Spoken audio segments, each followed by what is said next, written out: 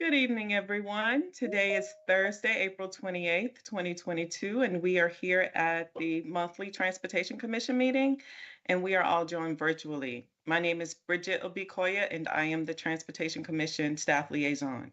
This meeting is being recorded, so I ask that you please turn off your mics when you are not speaking. And before we start with the agenda, I'd like to know if there are any citizen comments on matters that are not on the agenda. Hearing none, I will turn the meeting over to Chairman Slatt, along with the first agenda item, which is Neighborhood Complete Streets with Michelle Stafford. So, Chairman, it is all yours. All right. Well, I was going to have us welcome our new Transportation Commissioner, Commissioner Shannon, but I do not see him yet. So we will put a pin in that until potentially later in the meeting, and we can jump right into agenda item 1.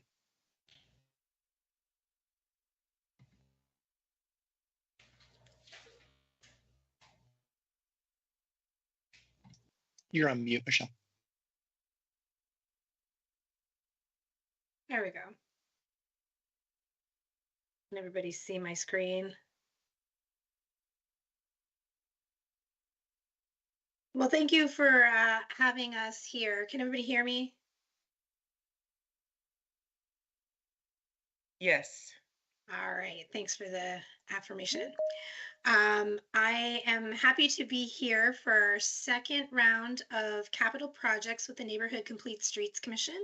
And I am joined tonight by our fabulous chair and former TC Commissioner, Elisa Ortiz, who I'm actually going to ask to begin our presentation tonight.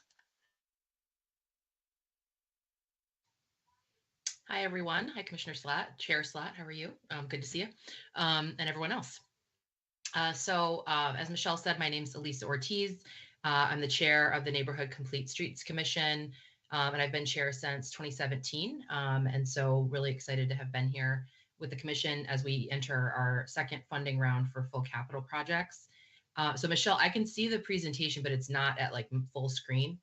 I don't know if you want to leave it that way, that's fine. I just wanted to let you know that. Why don't you keep going and I'll see if I can zoom it a bit without losing. Cool. Okay.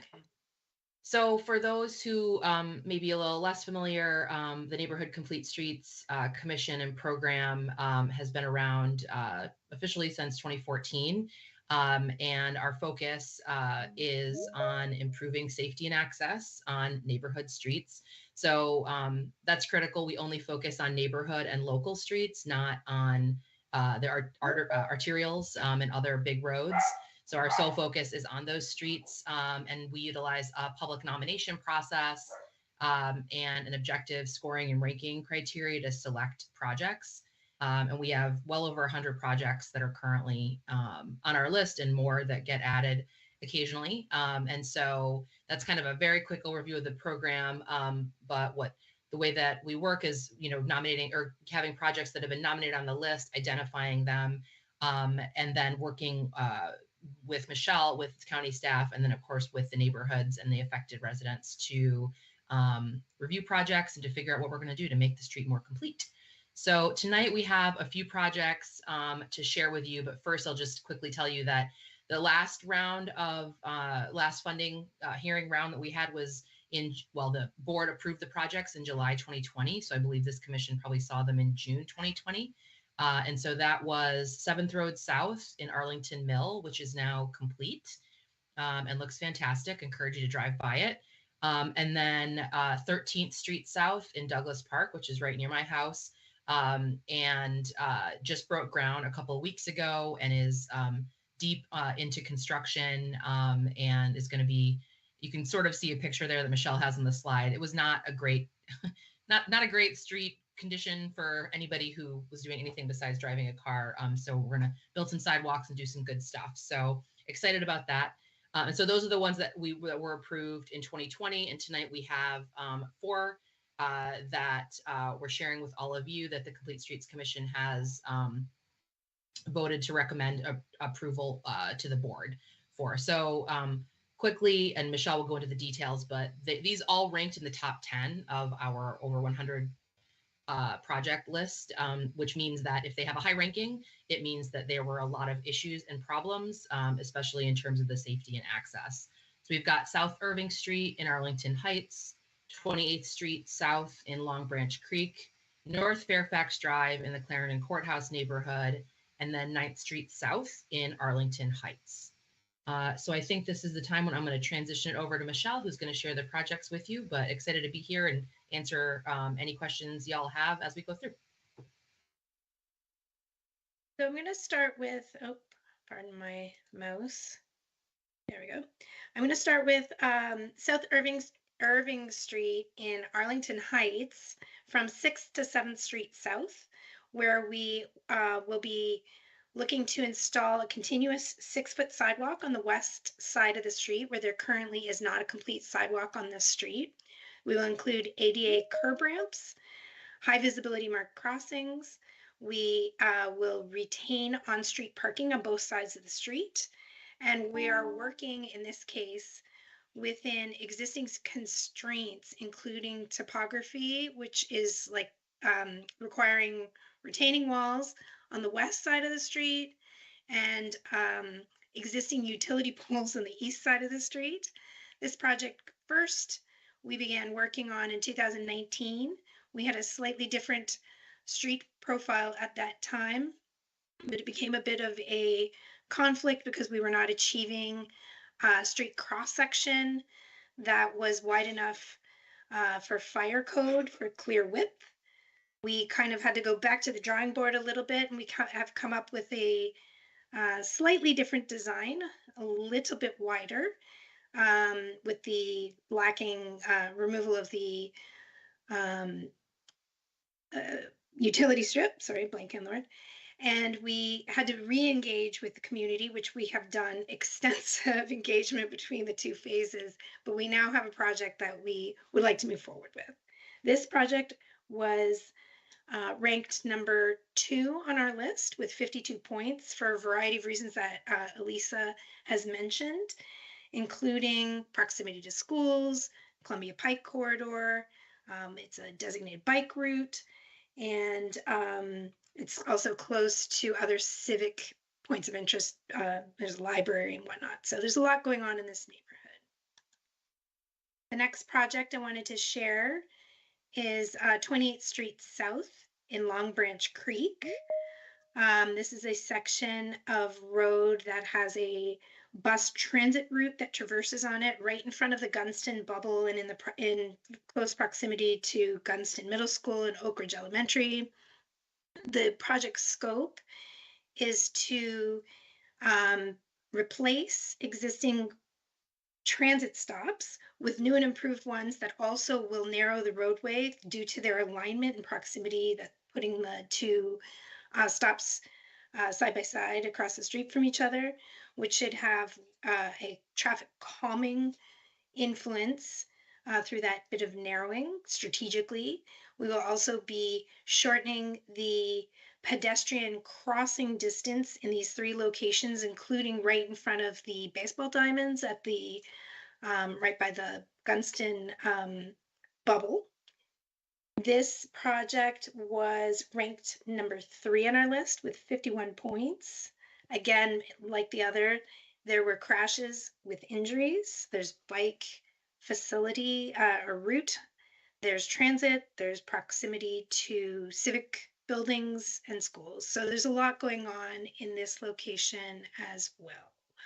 Hey, Michelle, do you mind just clicking on that screen in the lower right-hand corner so we can actually see the full slide? The To the right, yeah. Tell me what you want. That one right there. That would be great. All right. Perfect. I appreciate you pointing that out. I am working with only my laptop tonight. I usually have multiple screens, so I can't see any of you. And I'm I get it. That's okay. Thank you very much. I'm glad, Erin. I can do a real quick backwards to share the image a little bit larger for Irving Street. And I obviously will take questions as well as we go or at the end. So this is 28th in the Long Branch Creek neighborhood.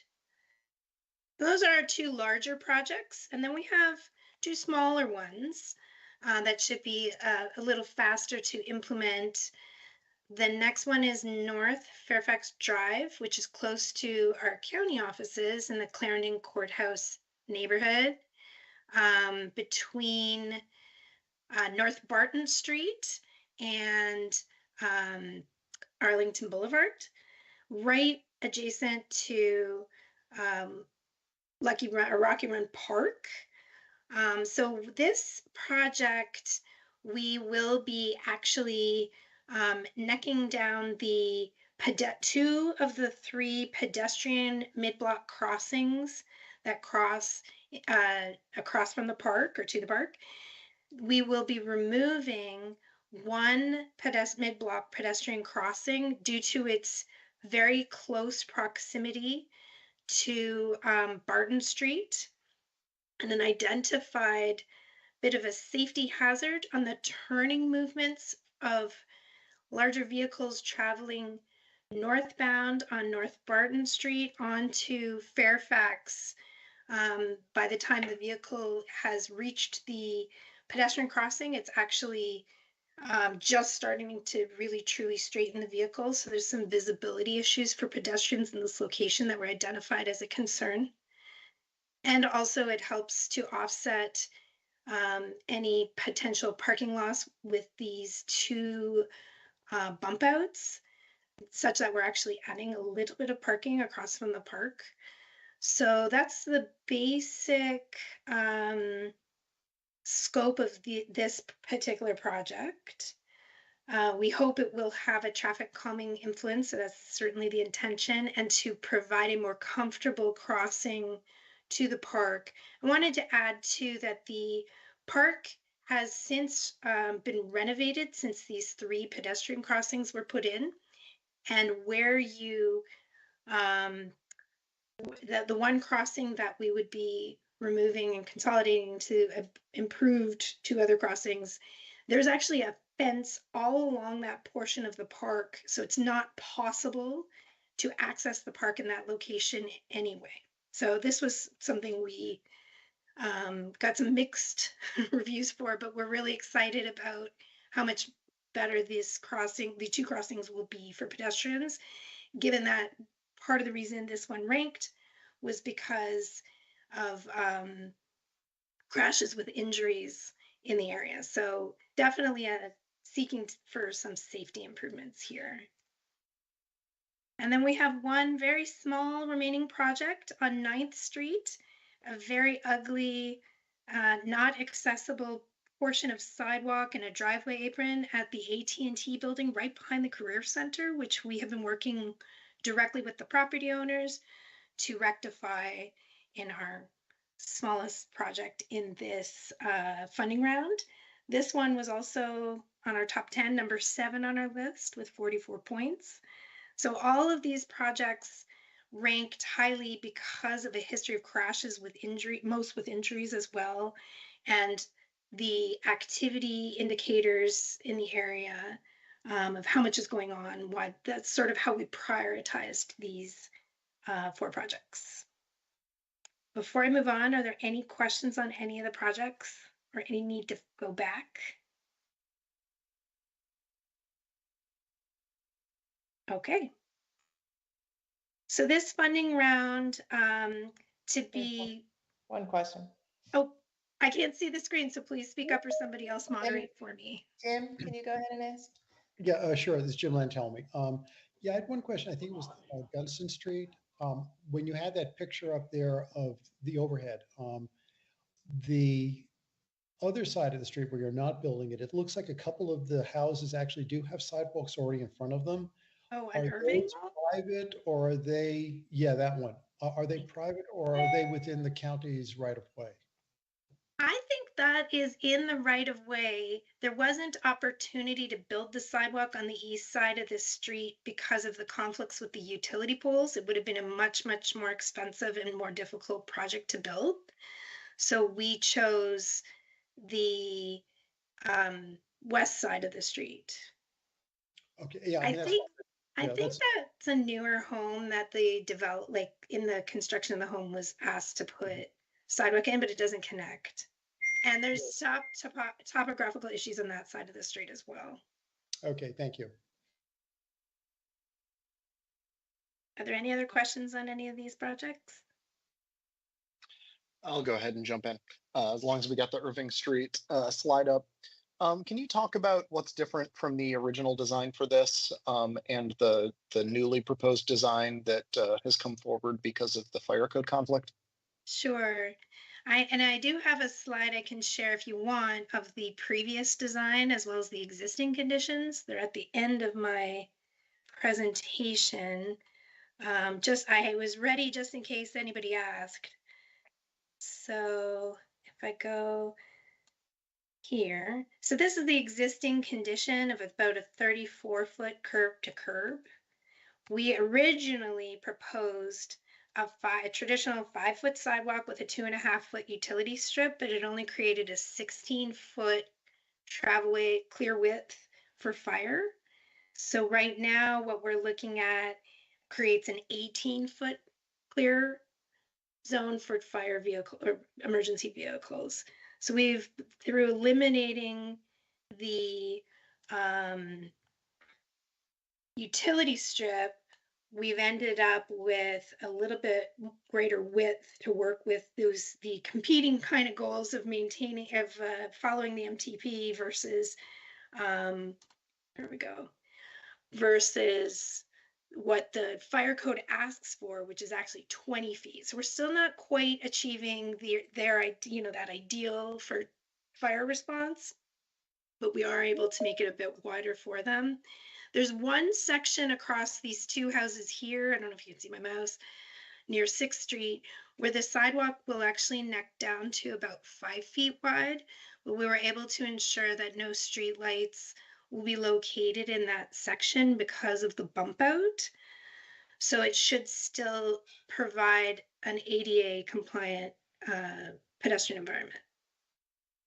Cool. So just let me summarize to make sure I fully understood. The previous design was a 5-foot sidewalk and then a 2.5-foot utility strip, and all of the no parking signs and street lights and that sort of stuff would have been located in the 2.5-foot utility strip. The current design is a 6-foot sidewalk, but all of that other stuff ends up blocking a portion of the sidewalk wherever it exists. Right, which is why that extra foot is there for that capacity. Right. Extra foot of sidewalk. Yes. The street light is wider than a foot. Sorry? Or a street light is wider than a foot. Right. It still meets ADA, absolutely. And the one section, there is a little bit narrower due to the amount of right-of-way available. We have assured that no streetlights will be in that section. Great, thank you.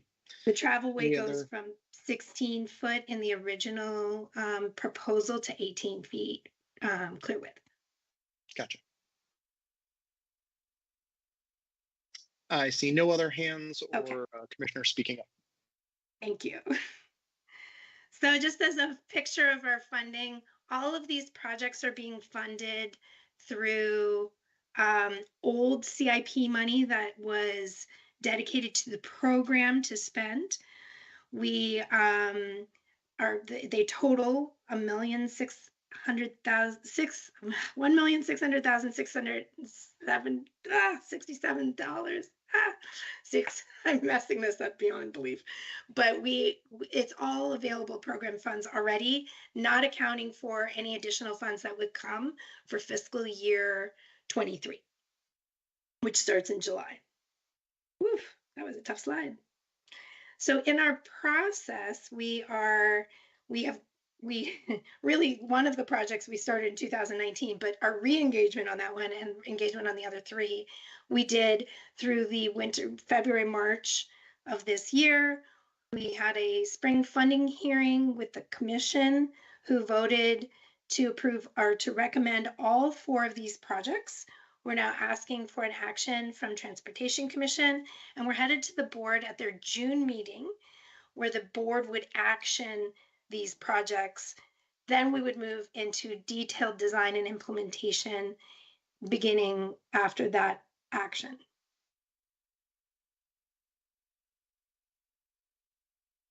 And that's all I have. Were there any other questions about the process or the funding picture?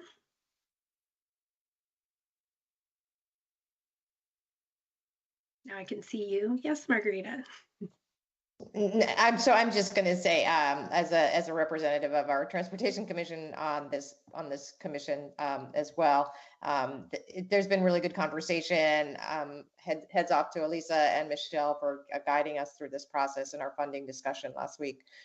So really fully endorsed these particular projects, and hope the Transportation Commission will either ask great questions or go ahead and recommend them to the board. I realized too, I actually presented one of Lisa's slides, which is why I stumbled all over the words. So teamwork. Elisa, did you Awesome. have anything else to say since I concluded on your behalf accidentally?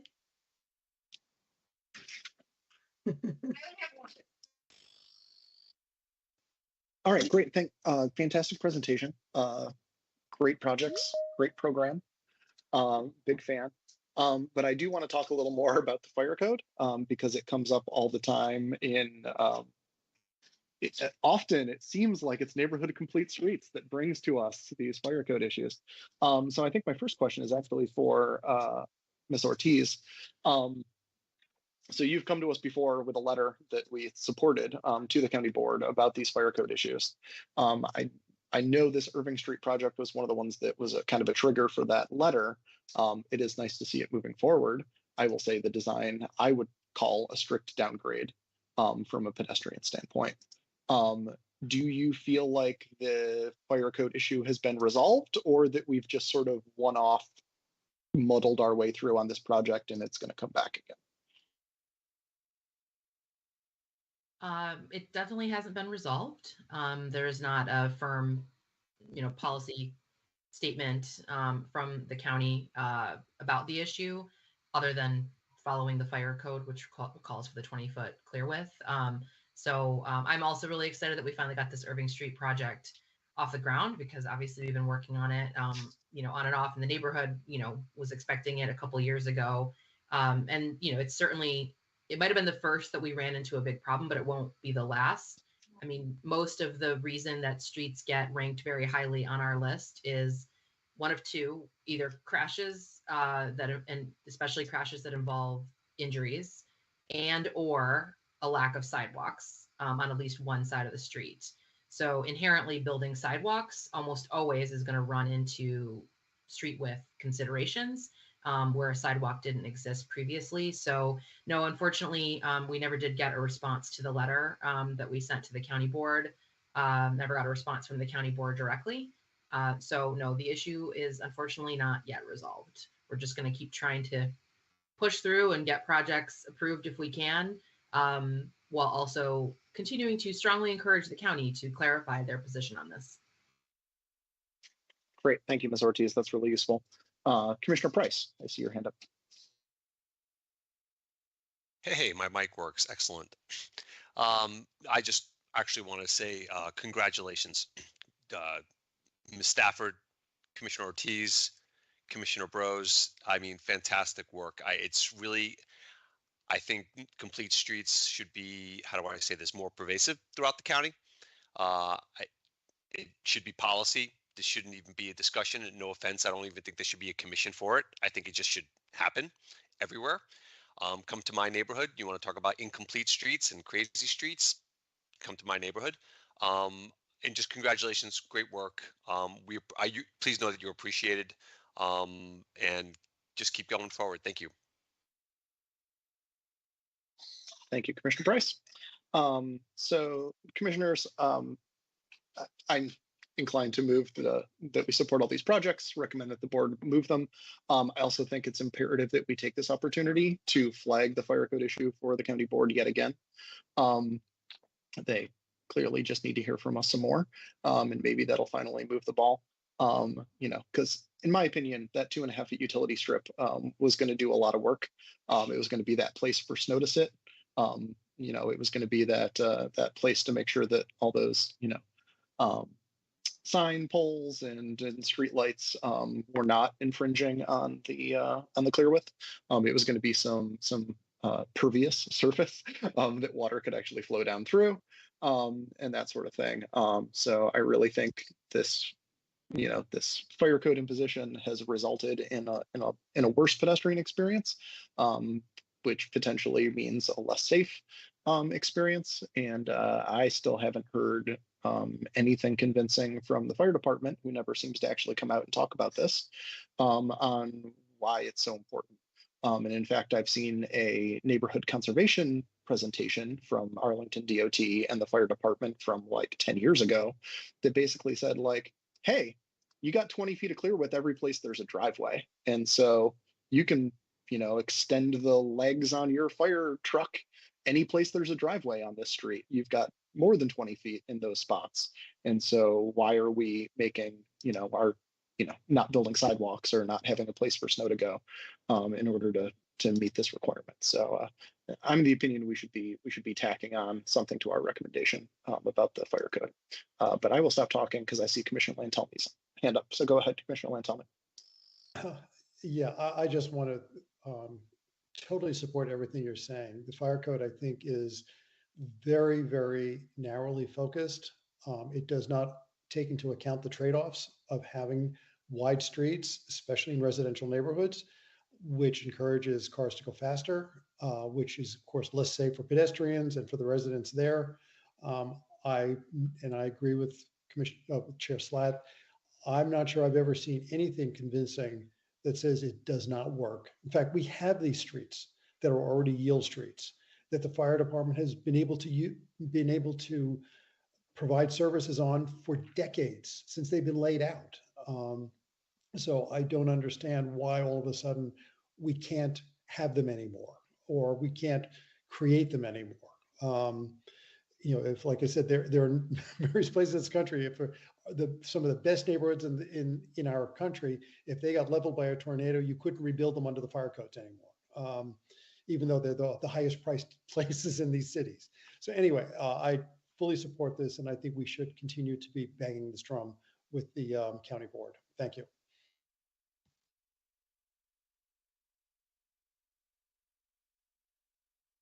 Great. I see Commissioner Bros agreeing on the fire code issue via chat. Thank you, Commissioner Bros. Any other commissioners want to weigh in on this before we move to a motion?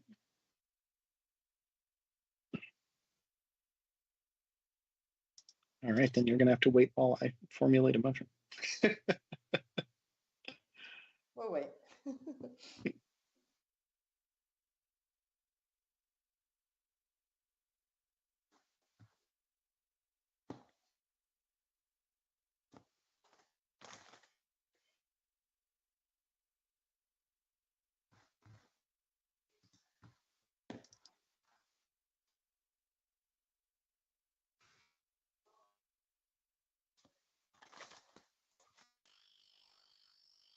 While you're doing that, Chairman Slatt, I just thought I'd offer one tiny piece of historical perspective on the fire code, which is that the two previous county managers prior to our current county manager both essentially waived the fire code requirement in terms of street width, which means that it is not only possible, but it has been done before. So just some interesting historical knowledge for you.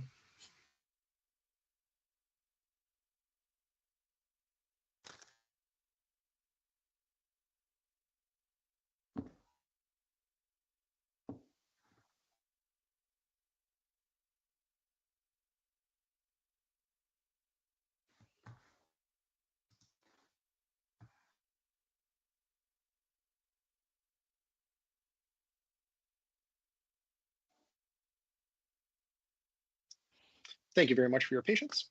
Always good to actually have a clear thought on what the motion should be rather than workshop it in the moment. All right, then I move that the Transportation Commission recommend that the county board adopt and approve the proposed neighborhood complete streets projects as outlined in this presentation. And furthermore, move that the Transportation Commission recommend that the county board direct the county manager to either waive the 20-foot clear width requirement at the Department of Transportation's discretion, or initiate a community process to formulate clear guidance on when waivers of the clear width requirement will be granted.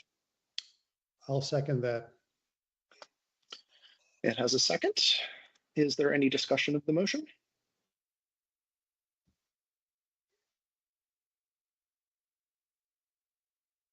All right, then we will move to a vote. And my apologies, I have not stayed on top of what commissioners have rolled in, so I may name some folks who are actually not here. Have to move on. Commissioner Bros. Aye. Thank you. Commissioner Nolan, are you here? Aye. Yep. Lantelmi? Aye. Locker. Don't see Commissioner Locker. Commissioner Ludlow? Not seeing Commissioner Ludlow. Commissioner Muradovic? Muradovic. Commissioner Price? Aye. Commissioner Raddick? Aye. Commissioner Yeri? Aye. Commissioner Shannon, did you make it? Nope, not seeing Commissioner Shannon. I also vote yes, and Commissioner Terry. Aye.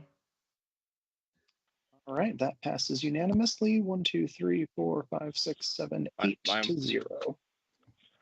My apologies. This is Commissioner Shannon. I was on mute. Oh, gotcha. All right, would you like to vote on that motion? It was an aye. Aye, all right, 9 to 0. Thank you, Commissioner Shannon. And thank you to Commissioner Miss Ortiz. I don't know what to refer to you as anymore. Former Commissioner Ortiz. Let's go with that. And Miss Stafford, thank you very much. Thanks very much. Thank you all. Enjoy the rest of your night. Thank you. Before we move to the next item, Commissioner Shannon, do you want to take a moment to introduce yourself to the rest of the commission?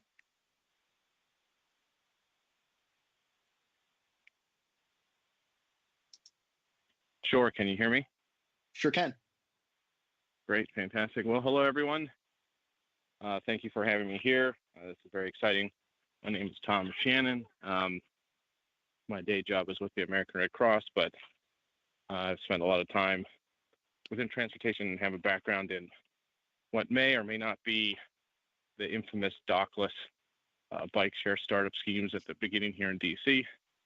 But with that, very motivated to help, and I'm glad to be here. Excellent. Welcome. Happy to have you. All right, on to our next agenda item. All righty. The next agenda item is the Heights Site Plan Development Phase 2. And we have staff member Robert Gibson here, along with the development team to talk about this item.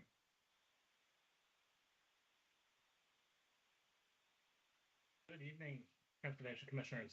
Can I defer to APS to present first? And I'll introduce Mr. Bergen from APS. Great, thank you. Thank you, Mr. Gibson. My cat's having some boundary issues right now, so she may join us for the presentation. But I'm joined here this evening with a very talented design team. First of all, my colleague Robin Hodges is the project manager. We have representatives from Grove Slade, which is our transportation consultant, VMDO, our architect, and Gordon, our civil engineer. So there, I'll be focused to do our presentation this evening, but they are an indispensable part of this team, and they will be assisting in the Q&A. So if you could give me a moment to get my screen share going.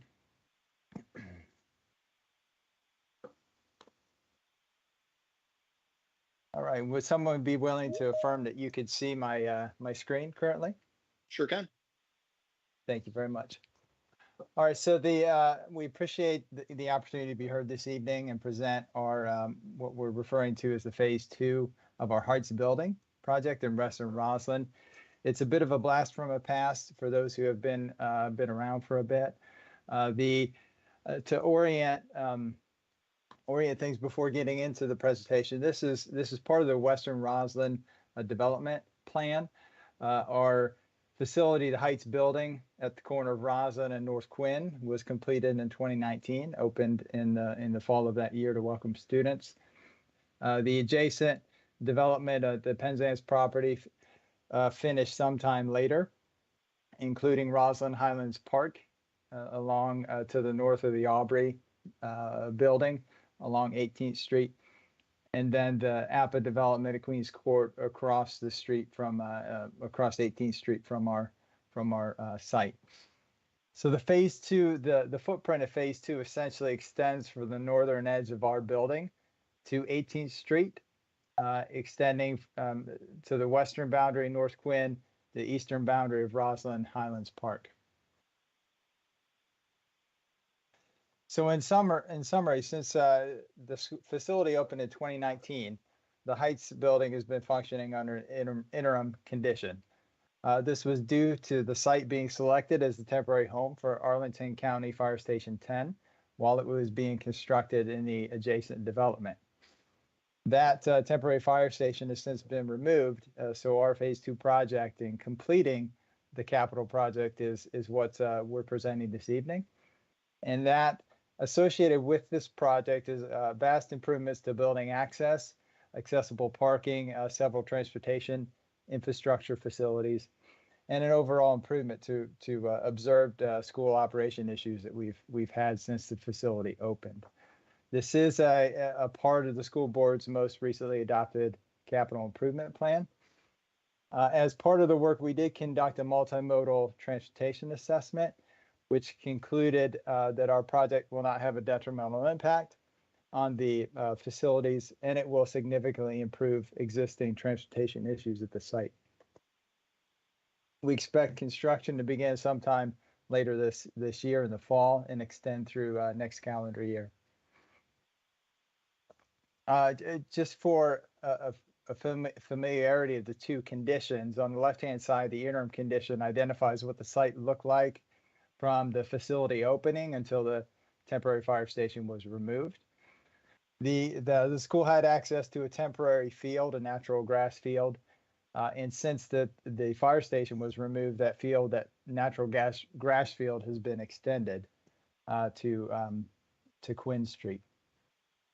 On the right-hand side is the proposed final condition, which consists of a synthetic turf field above a below-grade structure that acts as an entrance to a major entrance to the building, as well as housing several transportation facilities. The project has a very extensive history dating back almost 10 years. As mentioned, it was part of the Western Roslyn area planning study. And I'll hit a couple of highlights as we go along here. Let's see, in April of 2015, our building project began in concept design. That was soon after I joined APS. In continuing forward the timeline, February of 2017, the county board acted on the use permit for our school building. At the same time, it deferred consideration of what we were then proposing as a 93 space parking garage under a synthetic turf field until the temporary fire station was removed. That fire station has been removed, and now we're headed on our way to the county board with this project. A couple of milestones since the facility has opened.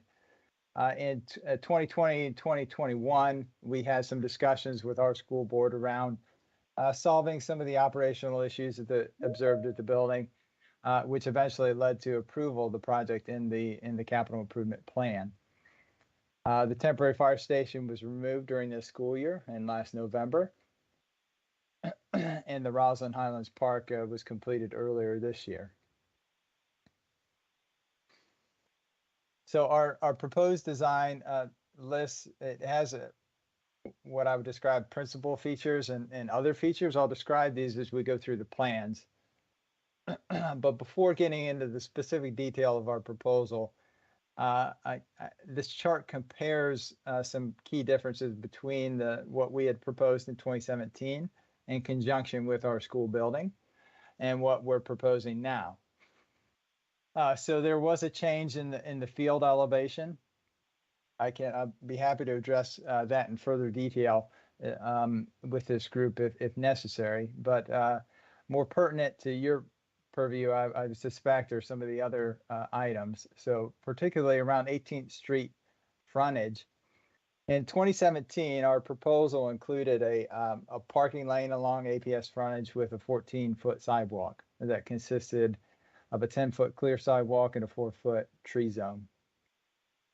Our initial proposal included a removal of the parking lane on school frontage, which allows a broader sidewalk and to address some of the operational issues that I'll describe in a little bit more detail.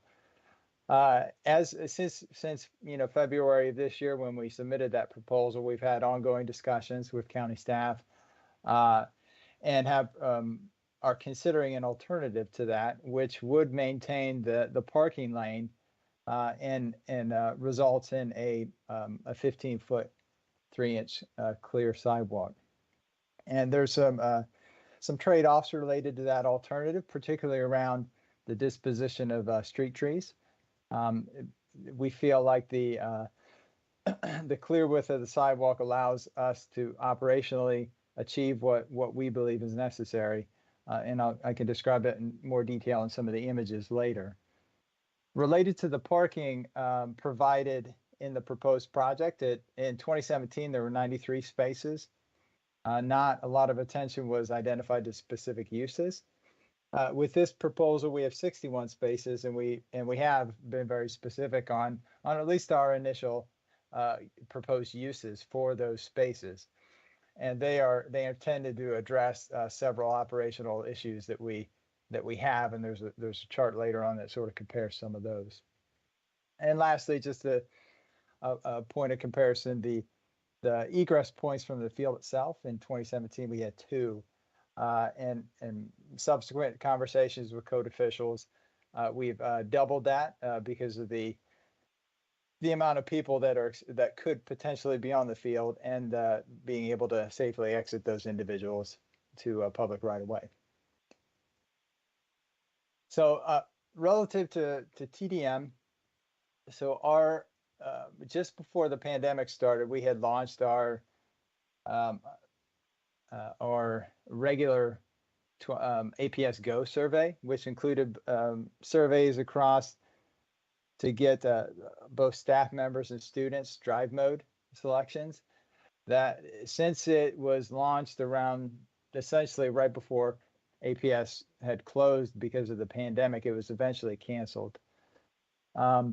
Somewhat related to TDM, in March of last year, the county board approved amendments. It was an omnibus amendment to modify all TDM requirements for existing school projects. There were a number of disparate versions of TDM requirements that made it very difficult for APS to manage and comply with each of those individual things. And the idea was to realign the TDM requirements based on APS's regular reporting metrics and such. And because of the circumstances, the next division-wide APS Go has not yet scheduled. I did mention we completed a detailed MMTA and highlighted some of the conclusions of that a bit earlier. I did want to mention that related to this, there's about a little over 10% of the Heights building staff is currently enrolled in our commuter benefits program, which provides a subsidy for staff choosing anything except for arriving to the school in a single occupant vehicle. So turning to the 18th Street, I'll review the existing conditions and then go through the 2 options being considered. So at both arrival and dismissal, 18th Street is closed to any traffic that is not APS bus related. And currently APS buses use between Quinn Street and the mid-block crossing to disembark and pick up the students. This image on the right-hand screen sort of shows it in action. In diagram form, operationally what we've done is to identify double stack the buses. There are 2 programs at this facility. HB Woodlawn is an option high school, countywide option high school, and the Shriver program is a program dedicated to students with severe disabilities. So what we've functionally, the HB Woodlawn buses are stacked to the north, with the Shriver buses stacked closest to the curb. And the reason they're close to the curb, they could use their the wheelchair lifts and such could directly disembark and pick up from the sidewalk. The existing sidewalk, and it was intended to be a temporary condition, is woefully insufficient in width to accommodate the functions of dropping off and picking up those students, in conjunction with the queuing space for the other students.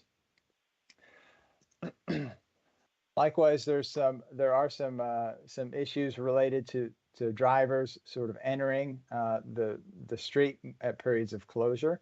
Our proposal is trying to address operationally some of those issues.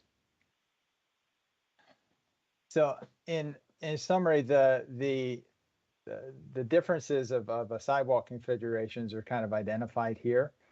As mentioned, after conducting our observations, doing our data collection for the MMTA, talking to staff, talking to our transportation folks, the initial proposal that had a tree strip and a clear sidewalk just was not sufficient to accommodate these functions and these operations. It's a very specialized, it's a small portion of the day, pick up a drop up, but high intensity for those portions of the day, which led us to our proposal of removing the parking lane on the APS frontage and providing in exchange a little more gracious and more space for the students to disembark, queue, and otherwise circulate amongst the site. As I mentioned, in response to some of the county staff comments, we're looking at an alternative that would maintain the parking lane with the trade-off of modifications to likely remove most of the proposed street trees. So in graphic form, this is what the operational plan of the street would look like during pickup and dismissal. We have the double stack of the buses. The blue buses are HB Woodlawn buses. The yellow ones are for the Shriver program. The Shriver program buses are disembarking and picking up directly off of the sidewalk. The wheelchair lifts require about 4 feet in width, in addition to sort of a space for the wheelchairs to come off of the ramp. They're not side loaded; they're front loaded. So that's 4 foot plus the space to exit and maneuver, which we, in this proposal, we're essentially exchanging the parking lane for that extra maneuverability for those students. The X's along the 18th Street represent the tree boxes, and then beyond the tree zone, you still have a 10-foot, very gracious sidewalk to accommodate the queuing and the general activity we would expect on that. To help control some of the traffic during the street closures, we're identifying some staff members to facilitate it at Quinn and also at Pierce, with some movable barriers to help facilitate and really communicate to the drivers that this is a prohibited street during certain periods of the day. As it as intended, the Shriver bus students would disembark and enter the facility underneath the covered walkway that you'll see a little bit more clearly in some of the renderings later. And the HB Woodlawn students would sort of come up along through Roslyn Highland Park and filter into the building at the level 1 as opposed to the level G1 for the Shriver students. These green lines indicate, acknowledging that there is potential conflicts between users entering and exiting the parking facility at the time of when the street is closed. Operationally, APS proposes to restrict access to that facility to only those who need it to support particularly handicap pickup and drop off. Students who need particularly more time or more space to safely exit a personal vehicle or a smaller transport vehicle and enter the facility under cover.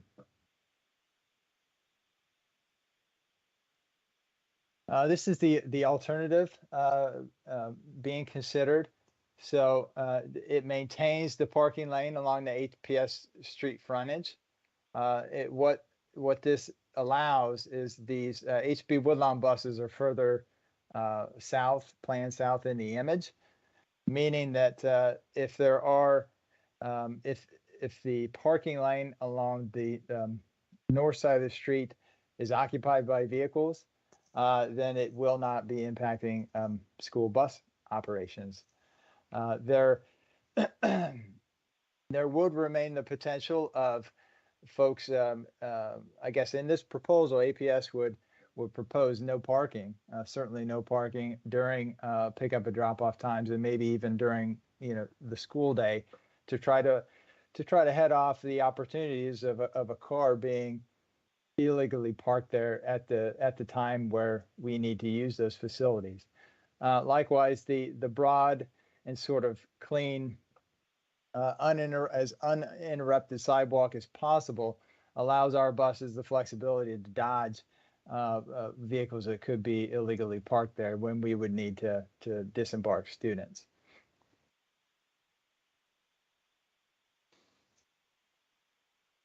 The next images will be a series of sections kind of illustrating what I just discussed. This is a section cut through the more or less the covered entrance that leads from 18th Street here down into the G1 level entrance where we have the administrative area, the Shriver program.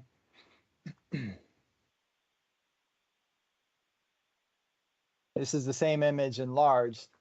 So this is our I'm using the term proposed to kind of indicate our proposed solution that removes the parking lane, and then alternative as a solution that maintains the parking lane. I've tried to make the distinction in the materials. So with this in section, what this permits is a 7-foot 8-inch area where students, where our wheelchair lift buses could safely disembark, to have an area to sort of a zone dedicated to that function. It's followed by a 5-foot tree planted area, and then it maintains a 10-foot clear sidewall for other sidewalk activities. This is the alternative where the existing street roadway width is maintained, a parking lane on either side, 2 travel lanes, and it results in a sort of a shared boarding, alighting, and circulation zone just over 15 feet. This is another section sort of taken a little further east of the property. And something you may notice is that the height of the structure reduces in height as you move to the east because of the grade change. So again, this is the proposed solution where the parking lane is essentially removed and permitted to have this boarding and alighting zone. And then likewise, this is the alternative, which allows for a 15-foot clear sidewalk. So the MMTA identifies a variety of ways that this facility will improve existing operational issues. This chart attempts to summarize that, and the presentation material that was submitted in advance, the appendix includes a lot more data for those who are so interested. One of the principal issues our project is seeking to solve is the Shriver pickup and drop off for students who require a little bit extra time or space to navigate from a vehicle to a major building entrance. At APS's expense, we constructed 3 signed fully accessible spaces on North Quinn.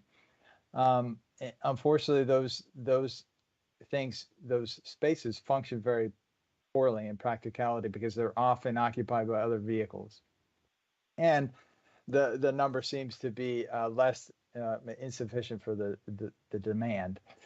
So our structure resolves that by providing 9 accessible spaces, 2 of which are van sized. And then likewise for the ADA parking, there's sort of a mishmash of ADA parking in the existing condition, and we resolve that by providing those parking in our underground structure. Related to long-term staff parking, so these are staff that are kind of coming for the stay for the entire day. We do have 90 spaces in an adjacent Aubrey garage, and we also currently lease about 30 spaces at an adjacent property at 1776 Wilson.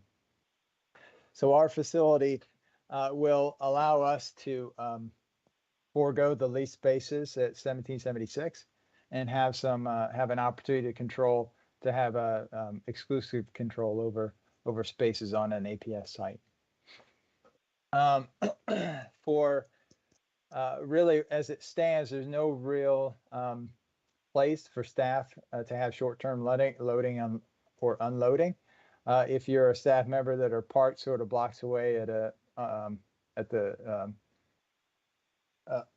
you want to drop off some materials, there's really not a lot of opportunities for that. Our facility does provide some ability to meet that need. For visitor parking, currently, we have a total of 100 spaces in the Aubrey garage. As I mentioned, 90 are for staff. We have 10 signs for visitor. And the way that those are accommodated is through a validation system. In our proposal, we're proposing to move those visitor spaces from an adjacent garage to a garage directly at a building entrance.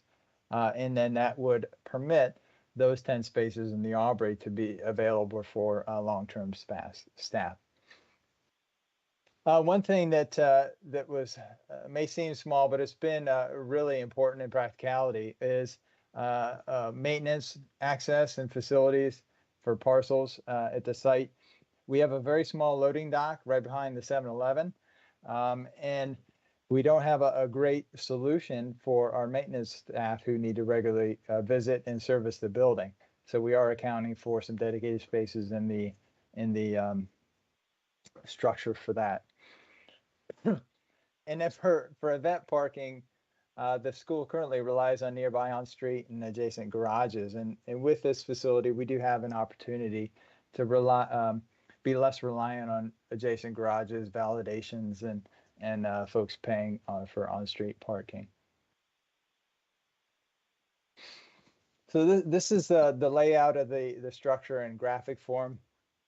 This zone right here is a covered entrance to the G1 level area, right adjacent to the Shriver administrative area. Adjacent with that covered area are class 50 class 2 bicycle spaces identified for visitors and students. All of those bicycle spaces are covered. Near the visitor bicycle spaces, it includes an enclosed class 1 spaces of 28 for staff members. This number 2 represents the vehicle ramp down into the garage structure. The handicap spaces are identified with the international symbol, and then the other spaces lay out this way. A couple of other key components of the job is so keynote 6 is an outdoor equipment storage. That's a requirement at all of our facilities to have a place to store materials that is not inside the building itself. So this project does accommodate that.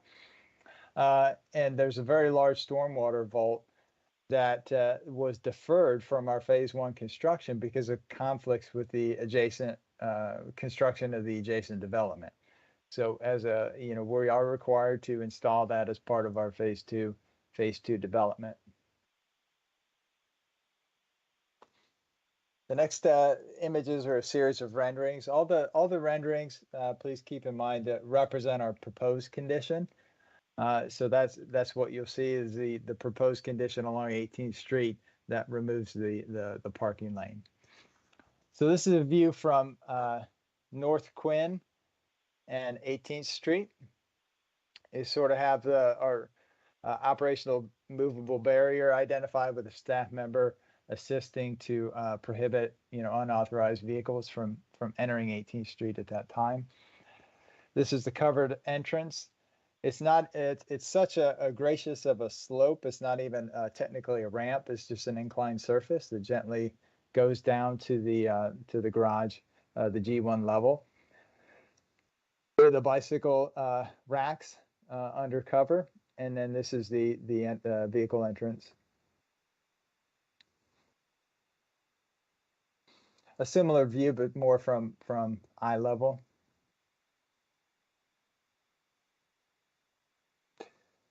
This is the view, aerial view from Roslyn Highlands Park. So we've moved east along the site to the other end of the field.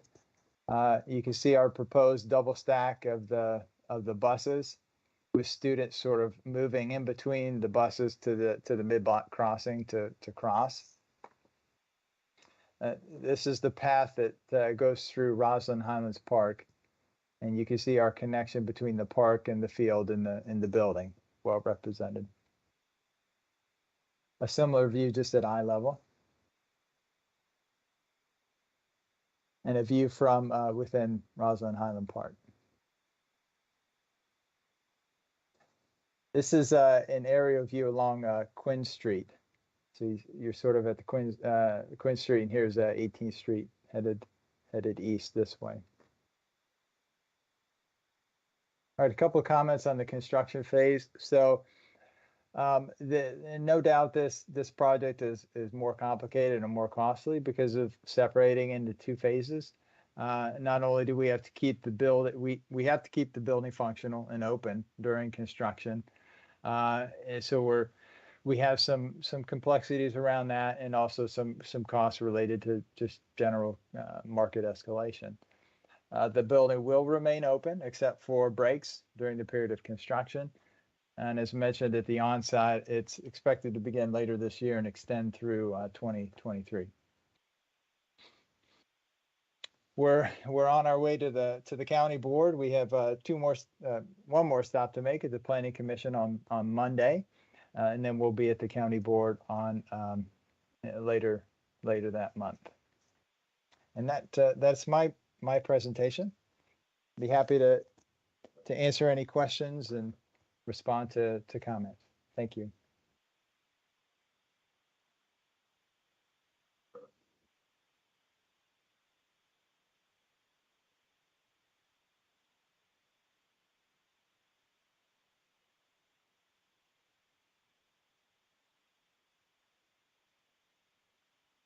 Commissioner Slatt, do you mind if I begin staff's presentation?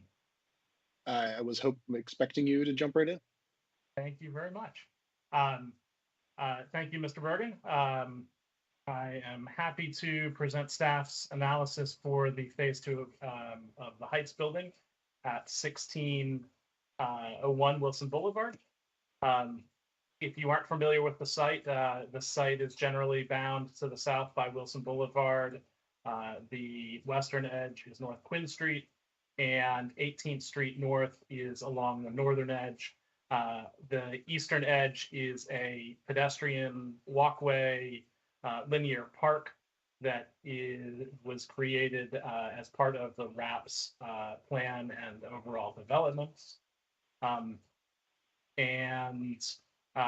do want to congratulate Ben and his staff for delivering a very marvelous phase one for the Heights building, and a building that the county should be very proud of, and we hope is serving the Schreiber students and the HB students very well now that it's got a full year of school under its belt, I think. Just some background information. It's really important to ground this phase two development with the RAPS, the Western Roslyn Area Plan, previously approved and delivered elements. Arlington County approved the RAPS plan in 2015. It then approved the bulk of the development within the planning area in 2017 at a marathon county board meeting. The county board, the only item withstanding was this phase two development of the Heights, formerly the Wilson School, but now it's called the Heights. I need to get my vernacular correct. The RAPS plan, as part of it, includes the 770 seat school along with its field, a new fire station to support Roslyn and its community, almost 900 market rate residential apartments and condos within the buildings that are shown as the east and west building in this diagram. Then another almost 250 committed affordable units within the Queens Court apartment project on the northern edge of the RAPS plan. Nearly 30,000 square feet of retail within the Penzance project to the east of the school site. Two public parks, both called Roslyn Highland Park, but they are separated by 18th Street.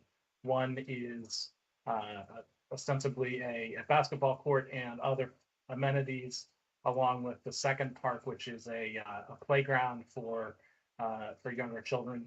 And then 18th Street was fully reconstructed. It was regraded and made wider to support the broader community. And a new North Pierce Street was constructed. In addition to this, major bicycle infrastructure amenities were added along Wilson Boulevard, along with transit amenities. And there were some improvements along North Quinn Street.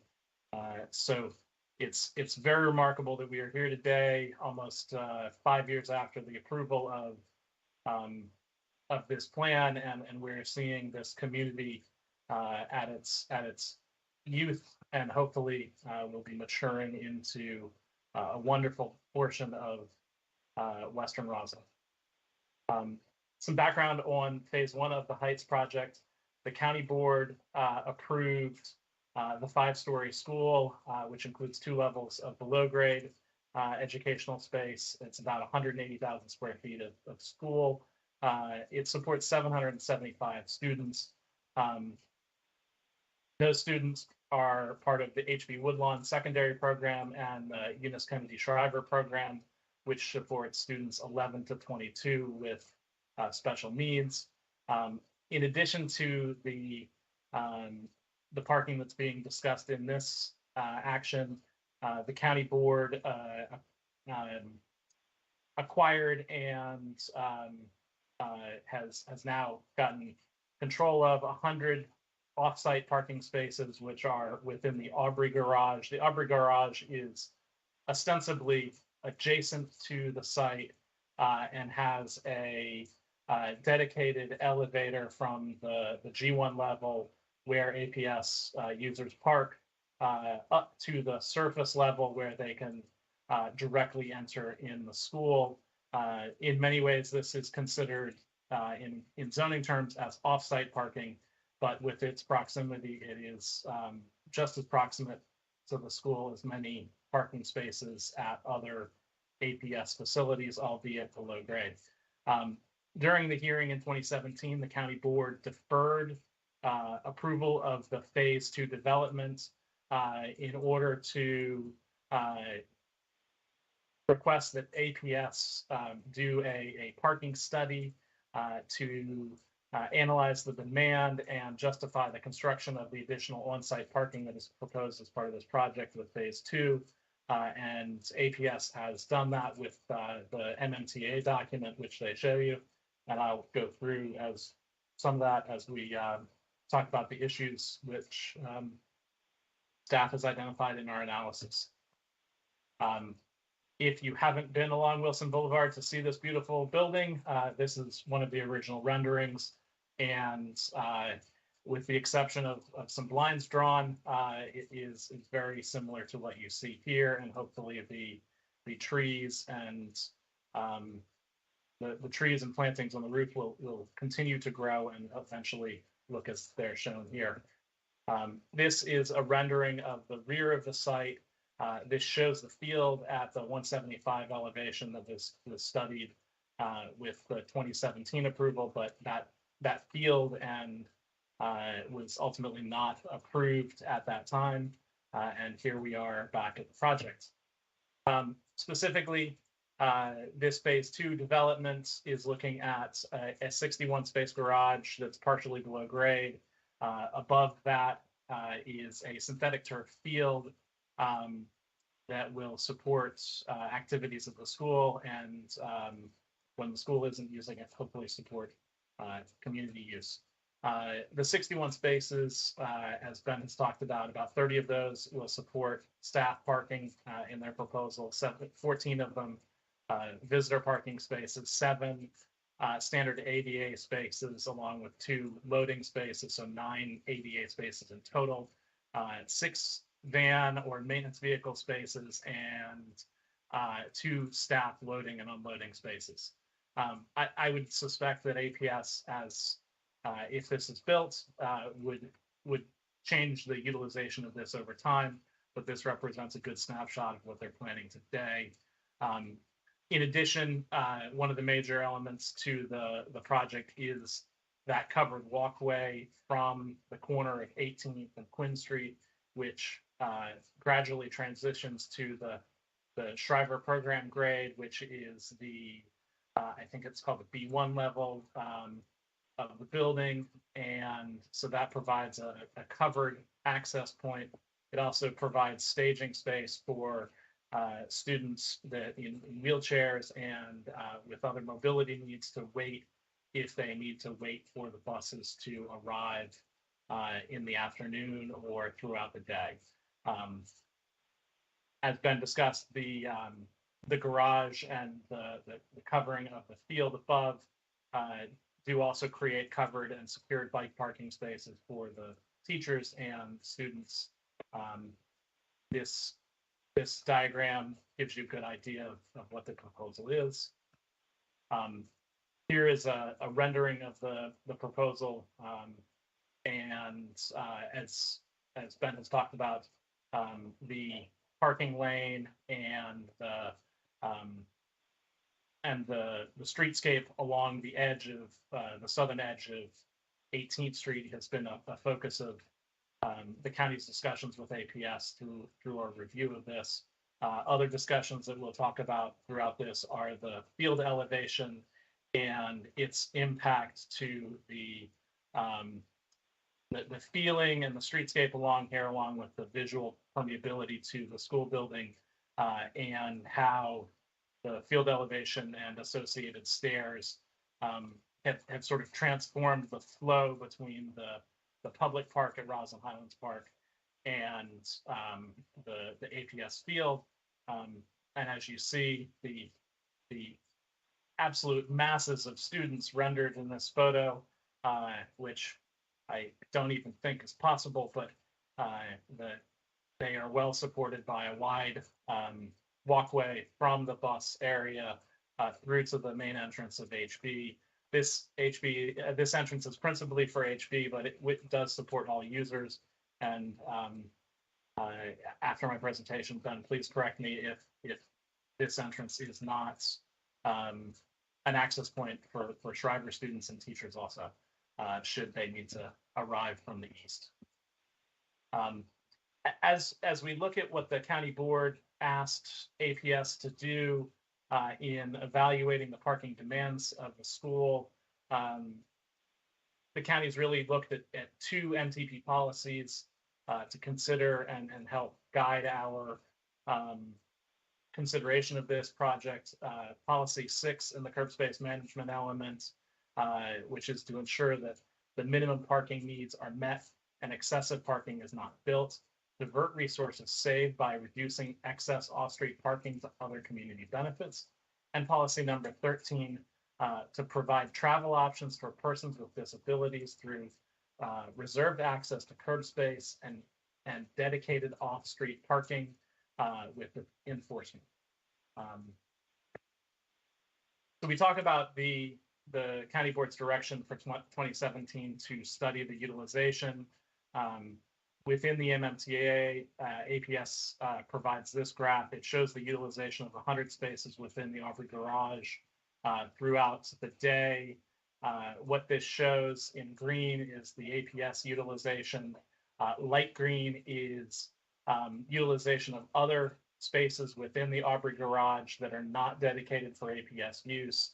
The red line demonstrates the capacity of APS's 100 parking spaces, and the blue line represents the 225 space capacity of the first level of the garage. What we find is that staff finding is that APS utilizes about 85% of their parking within that Arbor garage at the max utilization. We should note that there are also 30 offsite spaces which were utilized at this time. APS was not able to collect specific data on that. So in our assessment, what we're doing is we're saying that the max staff demand for parking, and this is just the staff and teachers as they're principally the users supported by the Aubrey garage in APS's management plan today. Their peak demand is at about 115 spaces. That peaks at about 11 o'clock midday in the garage. What we also find is at that same time, there's about 75 spaces of underutilized parking within the Aubrey garage that may or may not be available to negotiate use by APS as an alternative to parking potentially with the garage on site. And so what we found is with that additional capacity in their garage, it theoretically could support all of APS's demand. Demand isn't the only thing that we should really look at specifically when we're looking at policy number 13 in the MTP, which focuses on access for disabled users. And with that in mind, APS looked at the utilization of the 3 ADAG compliant spaces that were recently constructed along North Quinn Street, and monitored the utilization of that and who was using that. This graph shows the light green is APS use for pickup and drop off. The dark green represents other non-PUDO uses, pickup and drop off.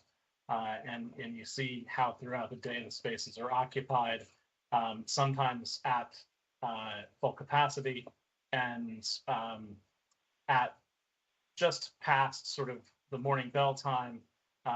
Their data would suggest that there is more demand for ADA space than there is existing supply within those 3 spaces. And some of the issues that APS identified in their MMTA were that the ADA spaces were frequently blocked. Any number of users from people going to the 7-Eleven to just Ubers and Lyfts sort of hanging out there, and even their own maintenance vehicles were identified in the report as blocking some of the ADA spaces at times. When we really look at this project and the 61 spaces, APS has really talked about the driving factor behind some of this garage utilization is the support for the Shriver program and other ADA users at the site, and their ability to access this site in an equitable and fair manner. This garage would provide 9 additional spaces, 2 for vans. The proposed garage would largely provide a higher level of service as it's sheltered and directly adjacent to the Shriver entry than either the Aubrey garage, which might be further away but still sheltered, or the on-street spaces, which may be adjacent to the site but are not covered. And so there's certainly some pros and cons to look at here. In addition to the ADA spaces, it should be noted that the garage will provide additional functionality beyond the ADA parking and other vehicle parking, as Mr. Bergen has discussed in his presentation.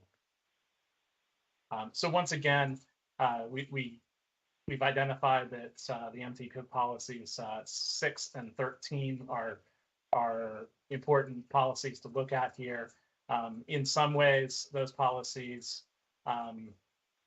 in this case, are divergent, and therefore it's important to balance and prioritize how APS proposal will deliver and support our transportation goals at this site and for its users. And so we're looking forward for input from the commissions on how to balance and prioritize that. In addition to the general question about the garage and whether or not it is excessive parking that was posed by the board originally, there is staff's identified 4 areas which we would recommend additional mitigation from the APS proposal in order to best support public operations, APS operations, and ensure safety of the community and APS students, staff, and visitors. The first issue really is the issue of the width of 18th Street. 18th Street is already built. It's built with a 7-foot travel parking lane on the north side of the street, 2 11-foot travel lanes, and a 9-foot wide parking lane on the south side of the street adjacent to APS facilities. This 9-foot parking lane was designed specifically to support APS bus parking throughout the day and also other APS uses that might occur outside of the arrival and dismissal period. And so with this proposal that APS has put forward, narrowing the street, what we found is that now that APS has unified the bell times for the Shriver program and the HB program, there's a significant number of buses that would be within the closed street during arrival and departure. Those buses would have to double stack in order to board and light students for both programs. And what we found is without the southern parking lane being available, the northern parking lane would have to be cleared twice a day. We don't believe that clearing that would be effective and in the long run would create challenges and likely sort of digress into a situation where no parking could be used on the street, so that we can ensure that APS operations as shown here could be supported, because Arlington simply couldn't ticket or tow those spaces enough to ensure smooth operations for APS. So we recommend that the project and 18th Street maintain its width. This is a cross-sectional drawing of the proposed street. the challenge with maintaining the width is that the streetscape proposed by APS largely took advantage of the space within that existing parking lane to provide this 22-foot wide streetscape. This shows what we believe is the appropriate operational plan for APS. And this is the alternative plan that Ben was mentioning. Staff believes that while the street trees are something that we would value seeing in this streetscape, if the project was to maintain the street width without moving the base of APS's garage, there remains a 15-foot space between the curb and the garage. That 15-foot space seems to be appropriate for APS's operations.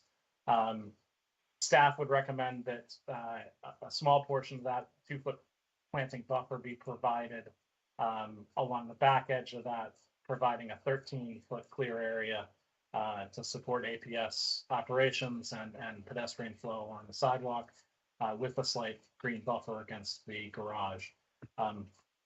This recommendation would be consistent with the street section identified in the RAPs, in the RAP plan, which generally showed a 2-foot area for lighting and signage, a 10-foot clear sidewalk, and an optional planting width at the back of sidewalk against the building line.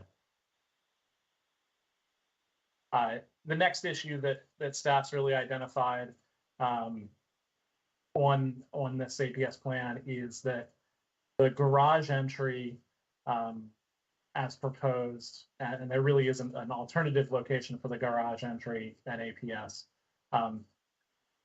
presents an added level of complication for the safe cordoning of 18th Street twice a day during the arrival and departure periods. This garage location will require APS staff to not only keep vehicles from coming in, but also triage vehicles that are arriving and determine whether or not they should be utilizing the garage and entering 18th Street.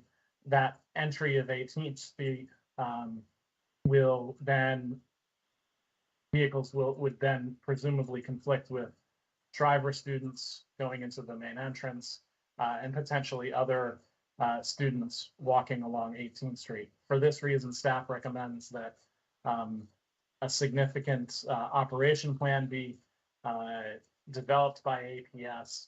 We recognize that managing streets is not part of APS's core mission.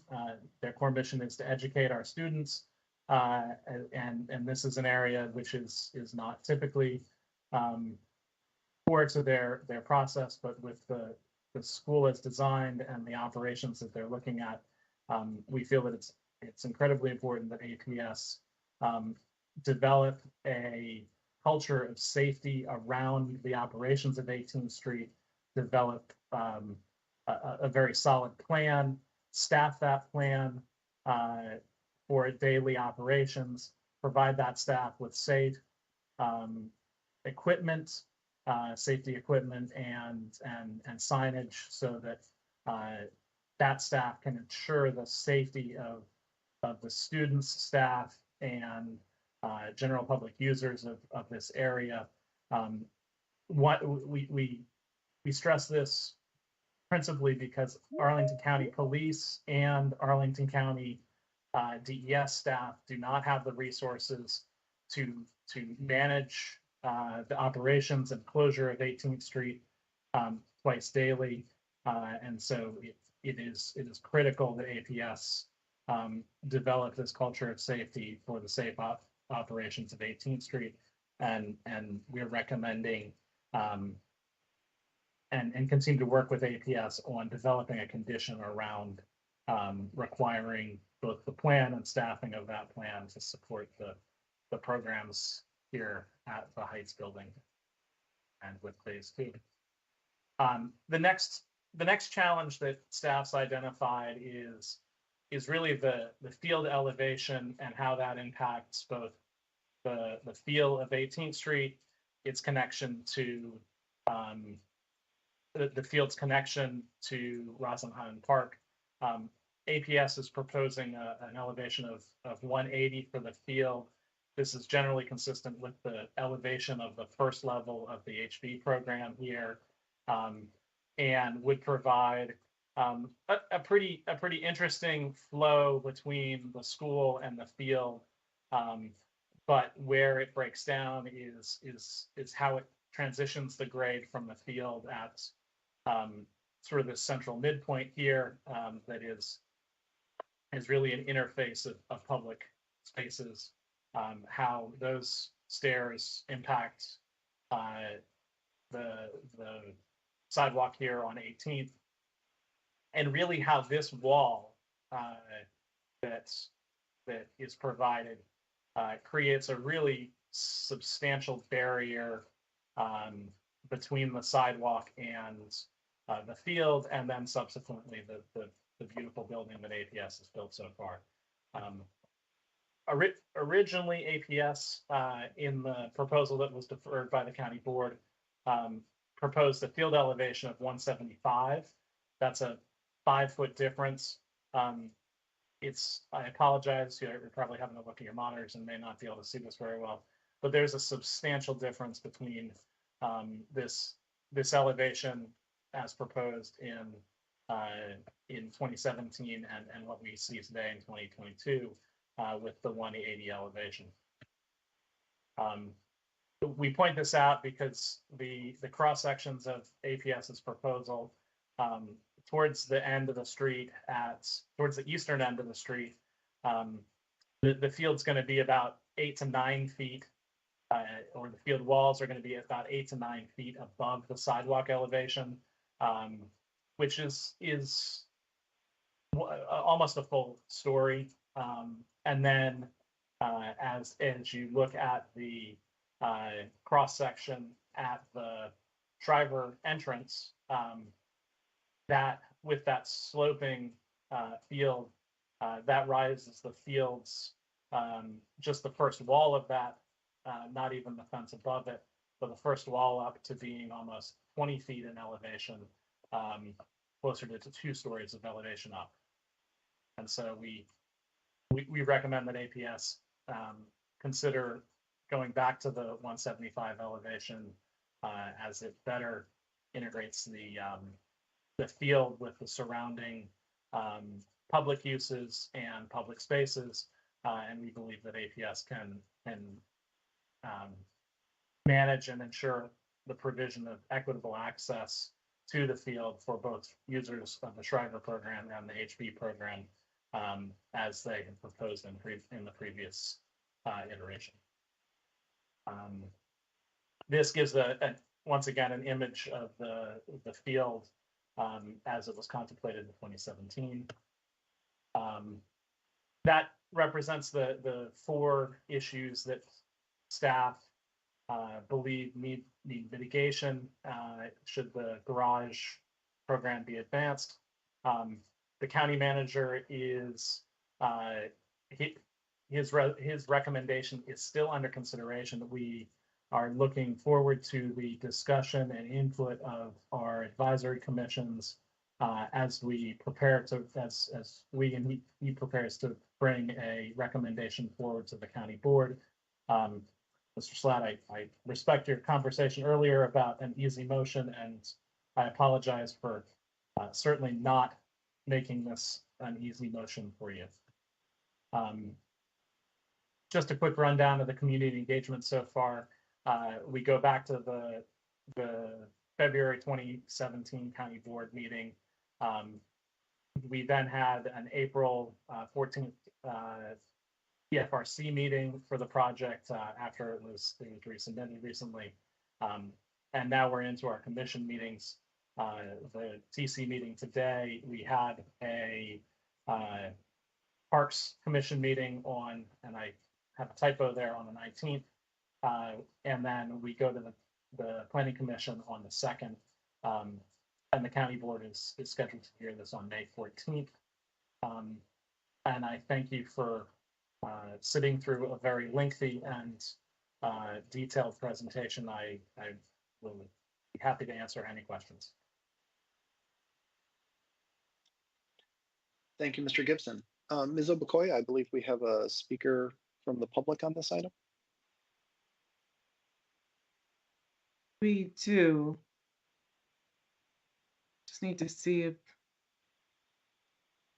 I she's believe present. it's Ms. Is Hunter, and I see her on Rebecca the list. Hunter present? Okay, I do. I see her. Rebecca Hunter, yes, you have 3 minutes. Thank you. Yes, thank you so much for allowing me to speak. The reason I'm here, so I am an Arlington County parent. I'm on the Special Education Advisory Council for APS. I'm also on the Facilities Advisory Council for APS, and I was the school bond co-chair for this last year's school bond. So just for some background, I'm here speaking as myself, though, but I have a lot of those perspectives.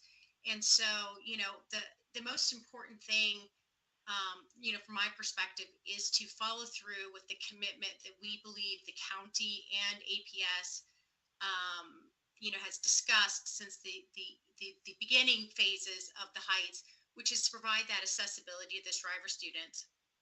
And so we understand, you know, some of the questions and stuff that were raised tonight, but again, it's not about the number of parking spaces or too many parking spaces. It's about the right parking spaces in the right place. And having that garage that has that direct accessibility for students and families and even staff, you know, who come to that building at all times during the day should be the priority. I will also say that during the school bond campaign, that was an important component when we were talking to the community about the bond, and the approval of the bond was specifically stated around improving accessibility at the Heights. So if for some reason that is not part of it, you know, I really would say that whole, you know, kind of bond approval by, you know, I think it was 70% of the, you know, the community, that said the accessibility piece was important. So that's really all I wanted to just say, and I really hope that that is still the priority for the commission, the board. I know it's a priority for APS and for the families who really rely on access to education and access to the same facilities that, you know, others have access to. So thank you so much for the time. Thank you, Ms. Hunter. Really appreciate your comments. All right, I think that's it. And so the discussion is now with the commission. And I'm going to lead off with, I think, the first big one, which is to APS, which is, why is this field 5 feet higher than it used to be?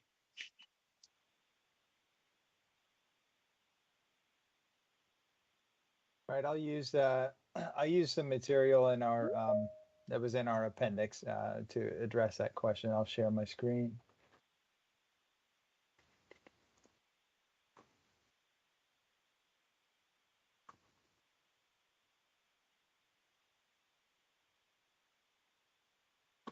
All right, Commissioner Sly, can you confirm you see the screen now? Sure can. Excellent, thank you. All right, so as Ms. Hunter mentioned, I mean, accessibility is a primary driver of this project. And so we consider not just the accessibility that the below grade structure and the parking affords, but also the access to the field itself. So what APS did when we began designing this project is we were confronted with a barrier, in the sense that the 2017 proposal had our field at a separate elevation than our one of our primary building elevations. And so in the images and the documents that Mr. Gibson shared, you could see stairs coming from a sort of zone down onto the field. And at that time, we had considered, I believe it was stairs headed off to the west and a ramp headed off to the east. to get people those 5 feet vertically down to the field. So a couple things that happened since then. We built the school, right? And a function of building the school and constructing this project requires us to maintain a zone for egress along there. So it sort of constricts our available building area to some degree. And so APS's proposal maintaining or having the field at 180 elevation means that any occupant from the building coming from 3 major entrances of the facility could walk directly from the building onto the field without any change in elevation. So those we have our exterior stairs that go all the way up the building, the 5 floors above grade.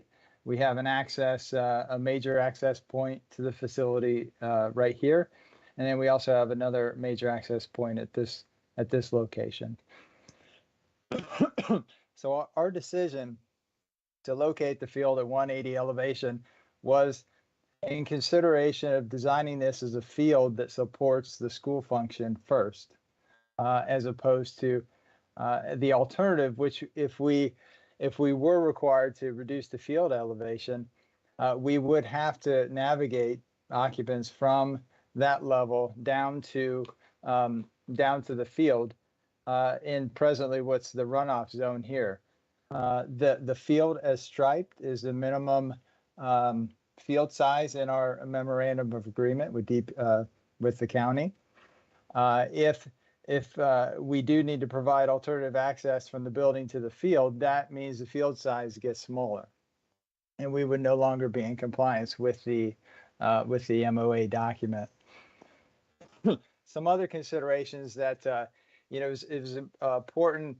A lot of folks raise eyebrows at the cost of this project and asked us to proceed in the most economical way possible. The elevation permits us to reduce our amount of excavation and reduce the sheeting and shoring required to support this project and save some costs there. It also allows the garage to be naturally ventilated. If this was to sort of be sunk into the ground further, it's likely we'd have to transition to a mechanically ventilated garage system, which would sort of have urban design side effects that or consequences that might not be, certainly aren't fully understood at this present time. So I think those are the big pieces, Commissioner. Thank you. That's helpful. Commissioner Lantelmi, you've had your hand up. I'm sorry. Go ahead. Yeah, where to start? If a private developer brought a parking structure like this before staff to go to the SBRC and Planning Commission, I don't even think it would make it to SBRC. This county has long actively discouraged above ground parking, especially when it's designed like this, right up against the street without an activated street presence.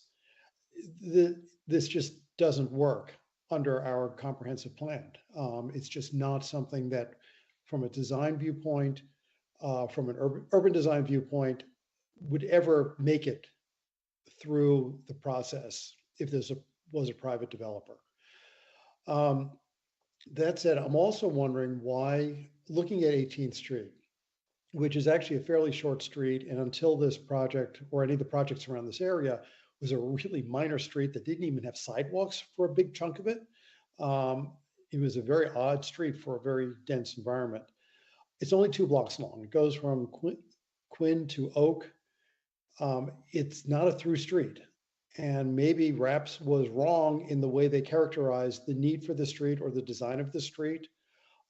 Given all the concerns that we have here and the intense need, which is legitimate for the school for that to load onto that street, maybe really the best idea would have been to cede the street over to the school completely, to APS, not have parking along it by private cars, and have only it be school parking for all of its uses, and that's it. Other than maybe the fire department access to its structure, there's really no need from a circulation basis for the street to really be there for the general public to be using. This whole area, the structured parking up and down is in all the other buildings. Whenever a project comes before SBRC, one thing we always hear in the Roslyn-Ballston corridor is that almost every project is overparked. That once they're built, the number of spaces occupied never reaches capacity, or very rarely reaches capacity. There's plenty of parking around here, as Mr. Gibson has shown. There is still capacity around here that we can use and should use. It's there. It's already baked into the environment. We might as well use that rather than building yet more with our scarce public dollars and our scarce school dollars. As Mr. Gibson said, managing streets may not be the APS's core function, which I agree with, but parking isn't their core function either. I would rather see us repurpose 18th Street for all of APS's purposes for this site, see how many spaces we can get there, how we can have the bus pick up and drop off, function as best as they can. Widen the sidewalks, great. Make it more pedestrian oriented. And you could certainly still build at the Quinn Street side a proper access as necessary for Shriver School, both vehicular and covered, to move the children from 18th Street down into the building. But I really think this really needs to be thought through completely differently.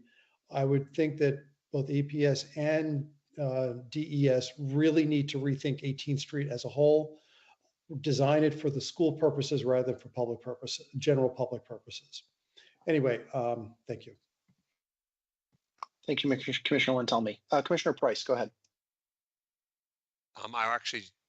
He hit the nail on the head. I want to associate myself with Commissioner Lantelmi's comments. I want to appreciate APS's presentation, appreciate Mr. Gibson's presentation, always very eloquent speaker. I appreciate his presentation, but I also don't understand the challenges that he presents and how they want them to be resolved. I guess I don't really even understand what the county's position is. You want to support, you don't support the garage entranceway. It seems really busy. The school shouldn't be in the business of dealing with these kinds of issues. But then I thought I heard him say they also want us to support parking on the same street. So there's a whole lot of things happening on 18th Street that are just contradictory, and I don't seem to understand where they want to go with this. I mean, personally, I would support zero parking on the street. There's no need for parking on the street, and as soon as cars are able to park on that street for any period of time, we have lost the battle, and it will become a complete and utter disaster, in my opinion, because once you permit something, they never go away. If this could be a car-free street, I would say fantastic. I'm not too concerned about the elevation of the field. The only thing I'm concerned about in the field is the use of synthetic turf. That is, frankly speaking, the only thing I'm concerned about. I really wish this weren't a synthetic field. They're deplorable. They're horrible for the environment. I'm hoping APS can deal with the runoff that is going to occur from it, and I would love to know what that plan is. But otherwise, I would say no to parking if it ever came up on 18th Street. Thank you.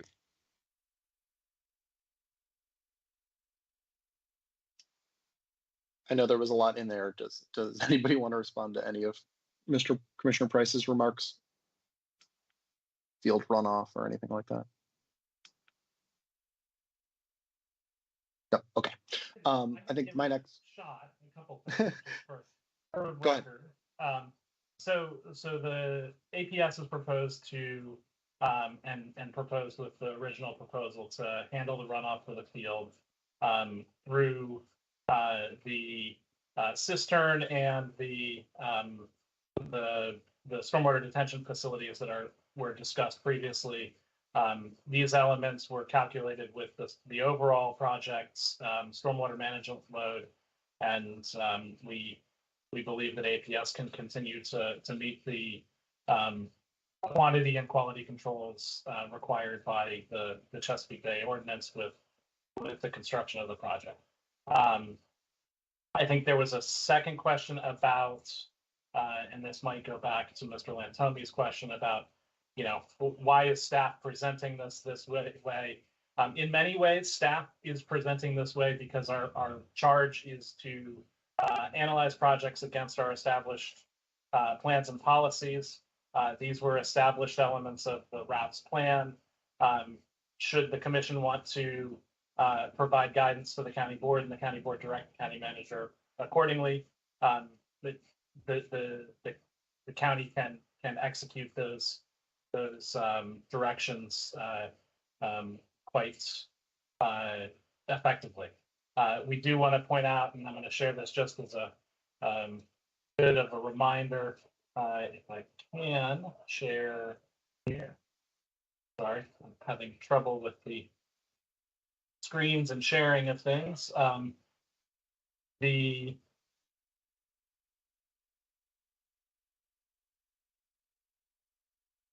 RAPS plan really transforms this neighborhood. With the build out that we've seen, there's probably 1,500 new residents within this area. There's the 700 seats of educational use here. There's the multiple public parks that need support. Typically, those are supported with our transportation network and the parking therein.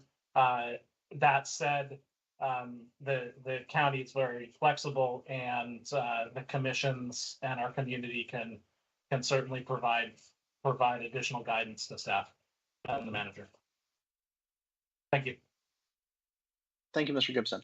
Mr. Bergen, can you walk me through, if I'm a member of the community coming to perhaps a sporting event, a Frisbee game or something, at the field, walking in from, say, 18th Street, how do I get up there?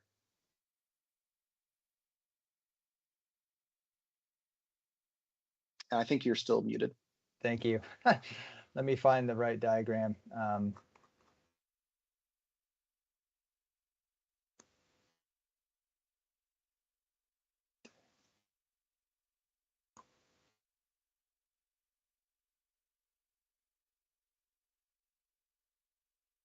All right, the screen should be shared now. So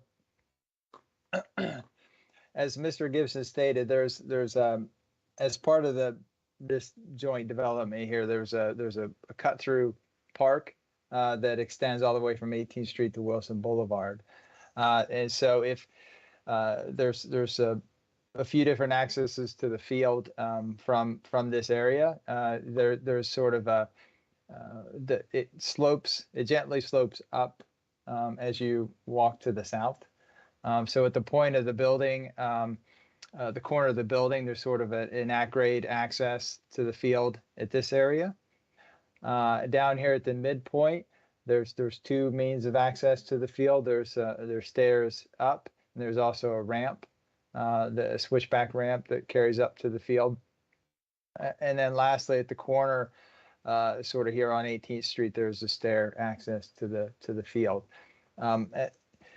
When I shared in the presentation when this was under consideration in 2017, I had to say that our proposal now has gone into a greater level of detail and resolved issues that would have had to get resolved anyway in 2017. So one of them was the numbers of egress off of the field, which I mentioned during the presentation. So we need a total of 4 to get the volume of folks off. So we have 3 along the eastern edge, and then 1 along the western edge. Does the one along the western edge also function as an entrance, or is it emergency exit only? So functionally, if it wasn't required for egress, I'm not sure that APS would have an access from Quinn Street to the field. It's sort of operationally,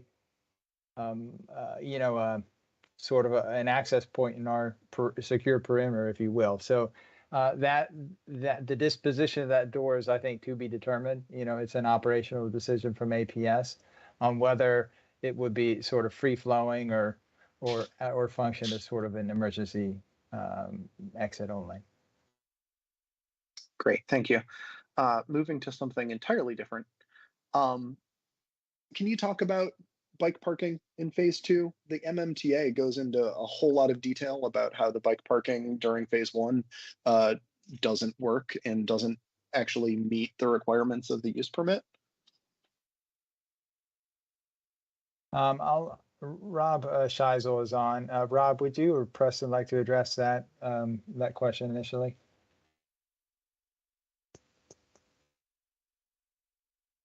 Yeah, hello. This is Rob Scheisel from Grove Slade. There's probably I on our site visits and talking around with staff, I'd say there's 2 issues with the current bike parking. One, there is some short-term bike parking racks on the Wilson Street frontage near HB Woodlawn. I know we've got some photos of that in the appendix. They're roped off, and when we talked to staff, they said that they cannot recommend any students park there because of theft concerns. That's what we heard when we talked to the Woodlawn staff when we were on our site visits. Yeah, that's the photo of them. The second is on the other part of this slide is there's another set of bike racks that are just honestly difficult to get to, and we did not see any use of them. Whereas there was a whole set of racks closer to the Woodlawn entrance that were pretty full, and that's actually the next slide in this. So what we think the covered bike parking spaces, we think create a place where we would think there'd be less issues of theft, considering where they're located, and be covered. So I think they'd be pretty desirable parking spaces for students of both programs to use in the covered area, and it would help provide more spaces, because these racks aren't actually that far from the roped off racks. They're just in a slightly less visible area. I think that is less prone for theft. And then the class 1 bike parking spaces we pointed out for staff is a nice upgrade there in a closed and secure room close to the staff entrance. Thank you. Yeah, I think the new class 1 spaces are great. They're located, you know, the same place that staff come in if they're parking in the garage. Aren't the new covered class 2 spaces though pretty much in the same spot as the existing racks that are hard to get to and nobody ever uses? They're not physically that much different, but if you're standing on the sidewalk and you're looking at those spaces and thinking of how you're going to get your bike over there, you know, you're more likely going to just lock your bike to the railing and not venture into there. I think the new spaces are going to be just a lot easier to walk into. They'll be covered. They'll be near one of the main entrances to the school, and I think they'll just be a lot more desirable. Thank you. Mr. Gibson, go ahead. And I just wanted to clarify for the record, APS, are you planning, even though this is ostensibly the Shriver entrance, would the HB students that parked in this bike parking be permitted to enter and exit through that at any time that the bells are ringing within the HB program? I'm glad you asked the question, Rob. The distinction that we're making is that this entrance is adjacent to the Shriver administrative area. It's not exclusive to the Shriver program. It is a major building entrance for the facility. And so I think to Mr. Schiesel's comments, the proximity and the convenience of those covered spaces are likely to be attractive to any student at that facility. It's one building that has 2 programs existing within it, and so we're not intending for that area to be exclusively reserved for one population versus the other. It's just viewed as entirely as a cohesive building. So absolutely, any student who is venturing or arriving at that corner of the site could absolutely use that entrance and exit. Thanks. That's really helpful. Commissioner Brose, go ahead. Thanks, Chairman Slatt. So just point of clarification, because it seemed to me the way that it was presented around the parking was a lot of ADA parking and meeting some requirements or needs of on the part of the student population.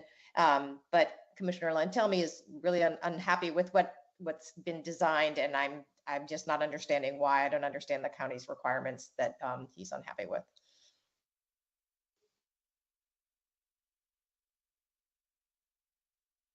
Commissioner Lantelmi, you want to clarify?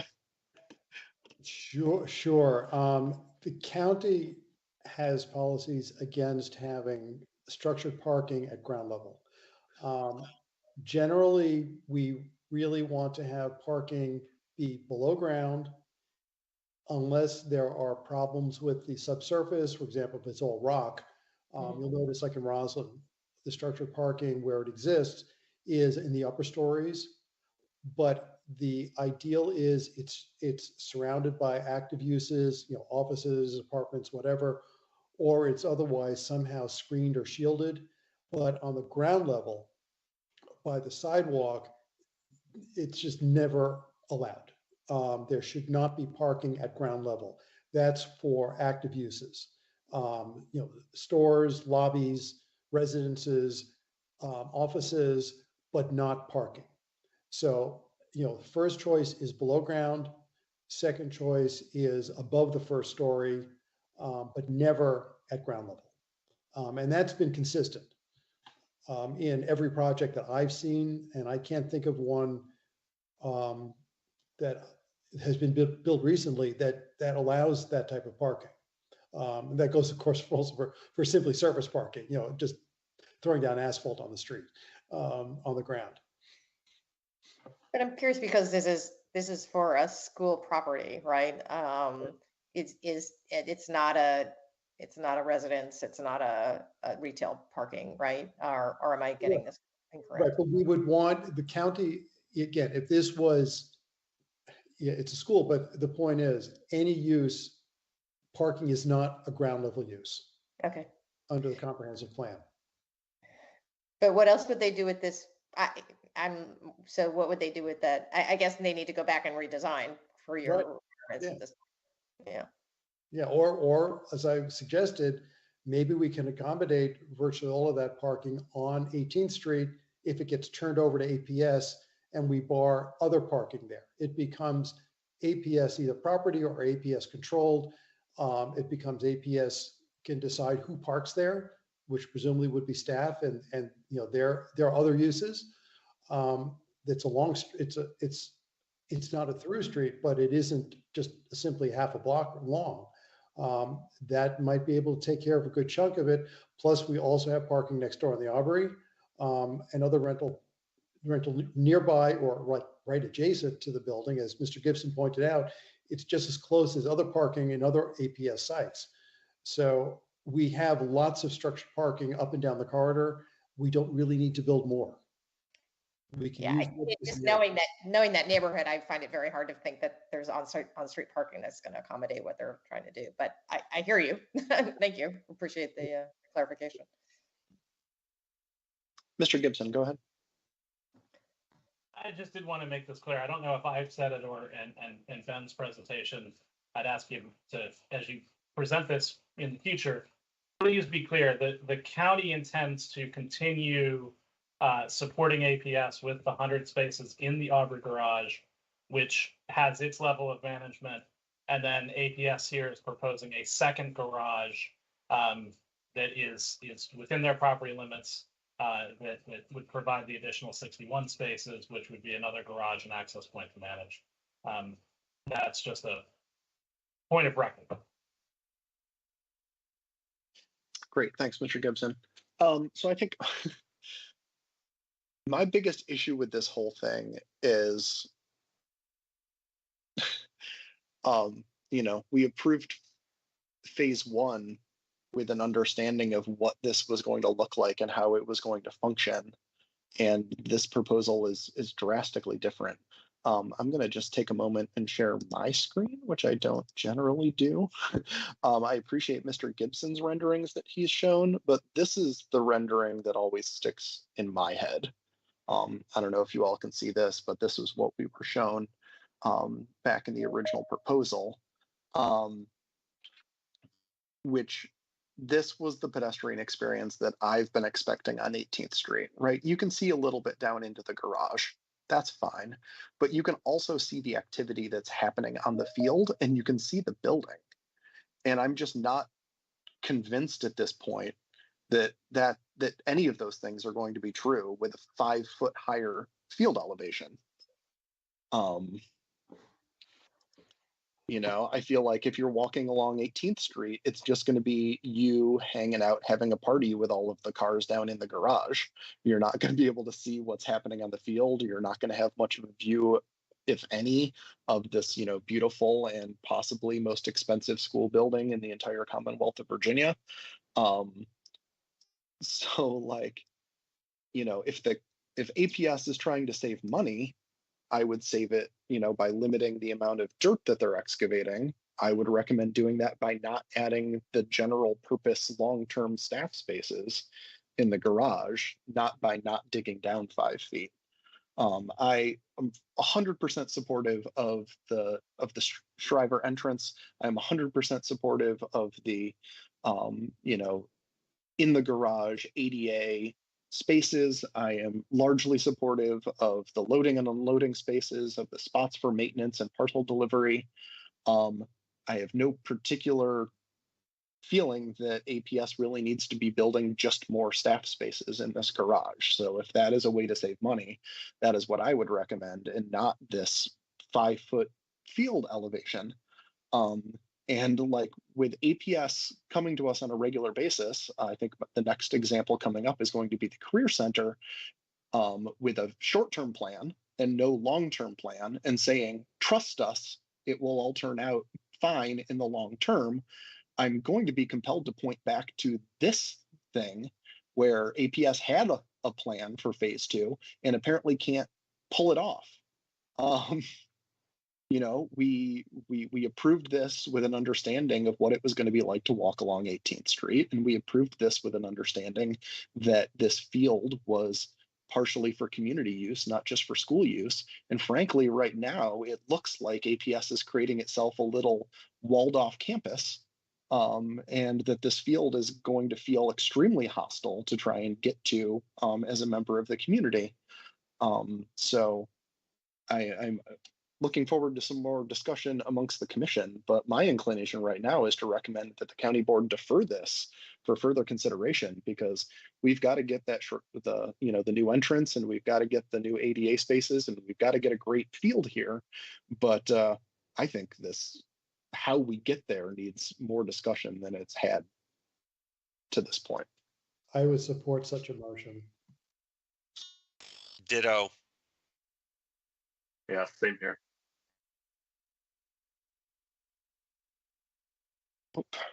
Sorry, my team's froze there for a minute. Commissioner Ludlow, I see your hand.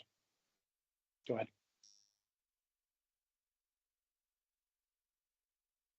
You're on mute. I appreciate the comments from everyone. If this were to be reconsidered and delayed, how much time are we talking about? Because I think there are real needs as expressed by the community and as expressed especially by those who would use the entrance to have this completed as soon as possible. In part because right now it is the access is difficult, especially for the Shriver program. And so I know we're trying to get this perfect and beautiful. I didn't have any of the same reactions as the other commissioners, and maybe I'm completely missing the boat. I thought it looked really great. I do understand Commissioner Latelmi and Commissioner Slat's points of view. I am interested in seeing the county exert control over 18th Street, and if that presents us with a solution where we can have some better access control and provide some additional parking and maybe save some costs that way, I would support it. But I am concerned about the amount of time that this will take to kind of go back to the drawing board and the impact on the students and others who are needing access to the campus. as this project continues to evolve.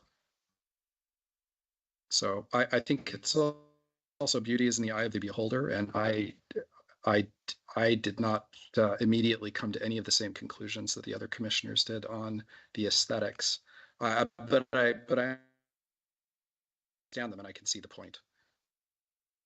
Thank you. Commissioner Price, go ahead. Oh, wait, actually, Mr. Bergen, it looks like you wanted to respond to somebody. Yeah, just to respond to the question posed by the last commissioner. I mean, I appreciate the sensitivity around the current condition and wanting to sort of resolve something and provide something to our students that does fulfill, you know, aspirations and commitments we've made and us in the county have made collectively in the past.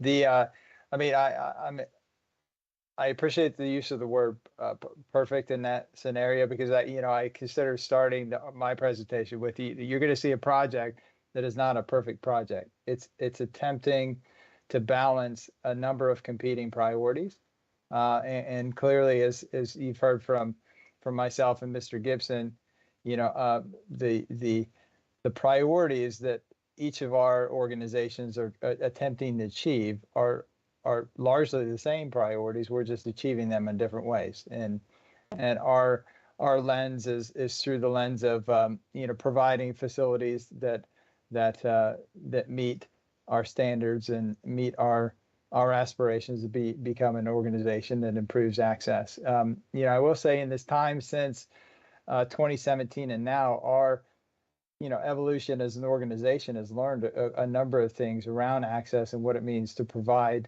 universal access and singular paths for all users and that sorts of things. So some of that and the lessons, you know, built from recent projects we're trying to apply in these circumstances, and in the conclusion of applying those in these circumstances, that has other consequences, like the experience on 18th Street. There's no question it's different than was expected before. On the question of timing, I mean, depending on the nature of the request made, I mean, you know, it's I'm not sure, probably months of work and considerations. I mean, if depending on what the county would be willing to accept and permit APS to execute. I'll say that if the field becomes lower, the experience closer to Quinn Street is unlikely to change, you know, because we still, unless the garage goes away completely, right? Because we still need to get vehicles in and out, and the slant of the up tilt will get steeper. So it's a balancing act of what we're trying to achieve here. And I admit this is not an entirely perfect project, but we're trying to present something that balances a lot of competing interests. Thank you. Commissioner Price. Thank you, Mr. Bergen. I appreciate your clarification, your comments before. And I mean, I have, just after listening to the presentations, listening to the county staff, listening to you, and listening to my fellow commissioners, I think the project, again, it's not perfect. I think it's a good project. What I find just kind of a bizarre thing is that neither APS nor the county APS has this project, but the county can't come up with a cohesive recommendation to this, and we have to be the arbiters of what this project should and should not be. For once, I mean, this is kind of irregular. I really find it weird that that's the position of the county. I'm certain that if there's got to be a recommendation, give us your recommendation, give us what we should be supporting, what you want us to support, versus, you know, throwing open hey, let's debate this, and then let us as the county transportation commission come up with a set of recommendations. I'd like to see APS and the county get on the same page, come to us, you know, as a collective, in agreement as to what this project is going to be and what it should be. And it shouldn't include parking on the street. Thank you. And then let us debate that and move forward with a recommendation. Thank you.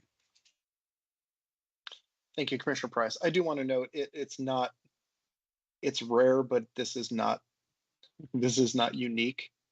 From time to time, the county manager has not decided on a recommendation by the time project gets to Transportation Commission, and it does leave us in this awkward spot. And generally, I'm happy to just recommend deferral because clearly we weren't ready by the time we got here, or the manager would have been comfortable making a recommendation. Other than Commissioner Price's hand, which I think is a remnant from just a moment ago, I'm not seeing anyone's hand. So I just want to state for the record, because inevitably, if we do recommend deferral, the question is going to be why, what's not ready. And so for me, it is the pedestrian experience on 18th Street as a result of the higher field. I just find unacceptable.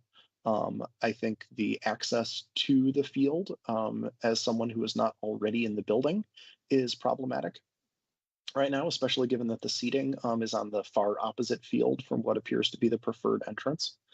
I am supportive of the sort of special purpose parking, but much less supportive of the long-term staff parking, which seems like it can be handled in the Aubrey garage per staff's analysis. I am 100% supportive in getting the long promised correct entrance for the Shriver program. I'm glad to see the bike parking finally getting up to snuff here, and I'm hopeful that students will actually use that covered parking and feel empowered to use that entrance. When it comes to the cross section of 18th Street, I think part of the reason I'm deferring is I think we still need to have some conversations about the best way for that to happen. One PFRC meeting and a TC meeting was not enough. I think it needs some more conversation.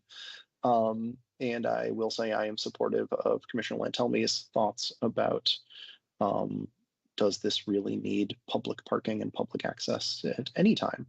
Or can this street really be focused on supporting the operation of this building? So with that said, and seeing no other hands, I'm going to go ahead and make a motion, which is that the Transportation Commission recommends that the County Board defer consideration of the Heights Phase 2, pending further community conversation about the issues around the height of the field and the appropriate amount of parking and the appropriate cross-section of 18th Street. Second it. That's been seconded. Is there any discussion of that motion? Yeah, could we be not just cross-section of 18th Street, but cross-section and use and control of 18th Street? See, now I have to make notes. Cross-section and use and control of 18th Street. Does anybody object to that edit of the motion?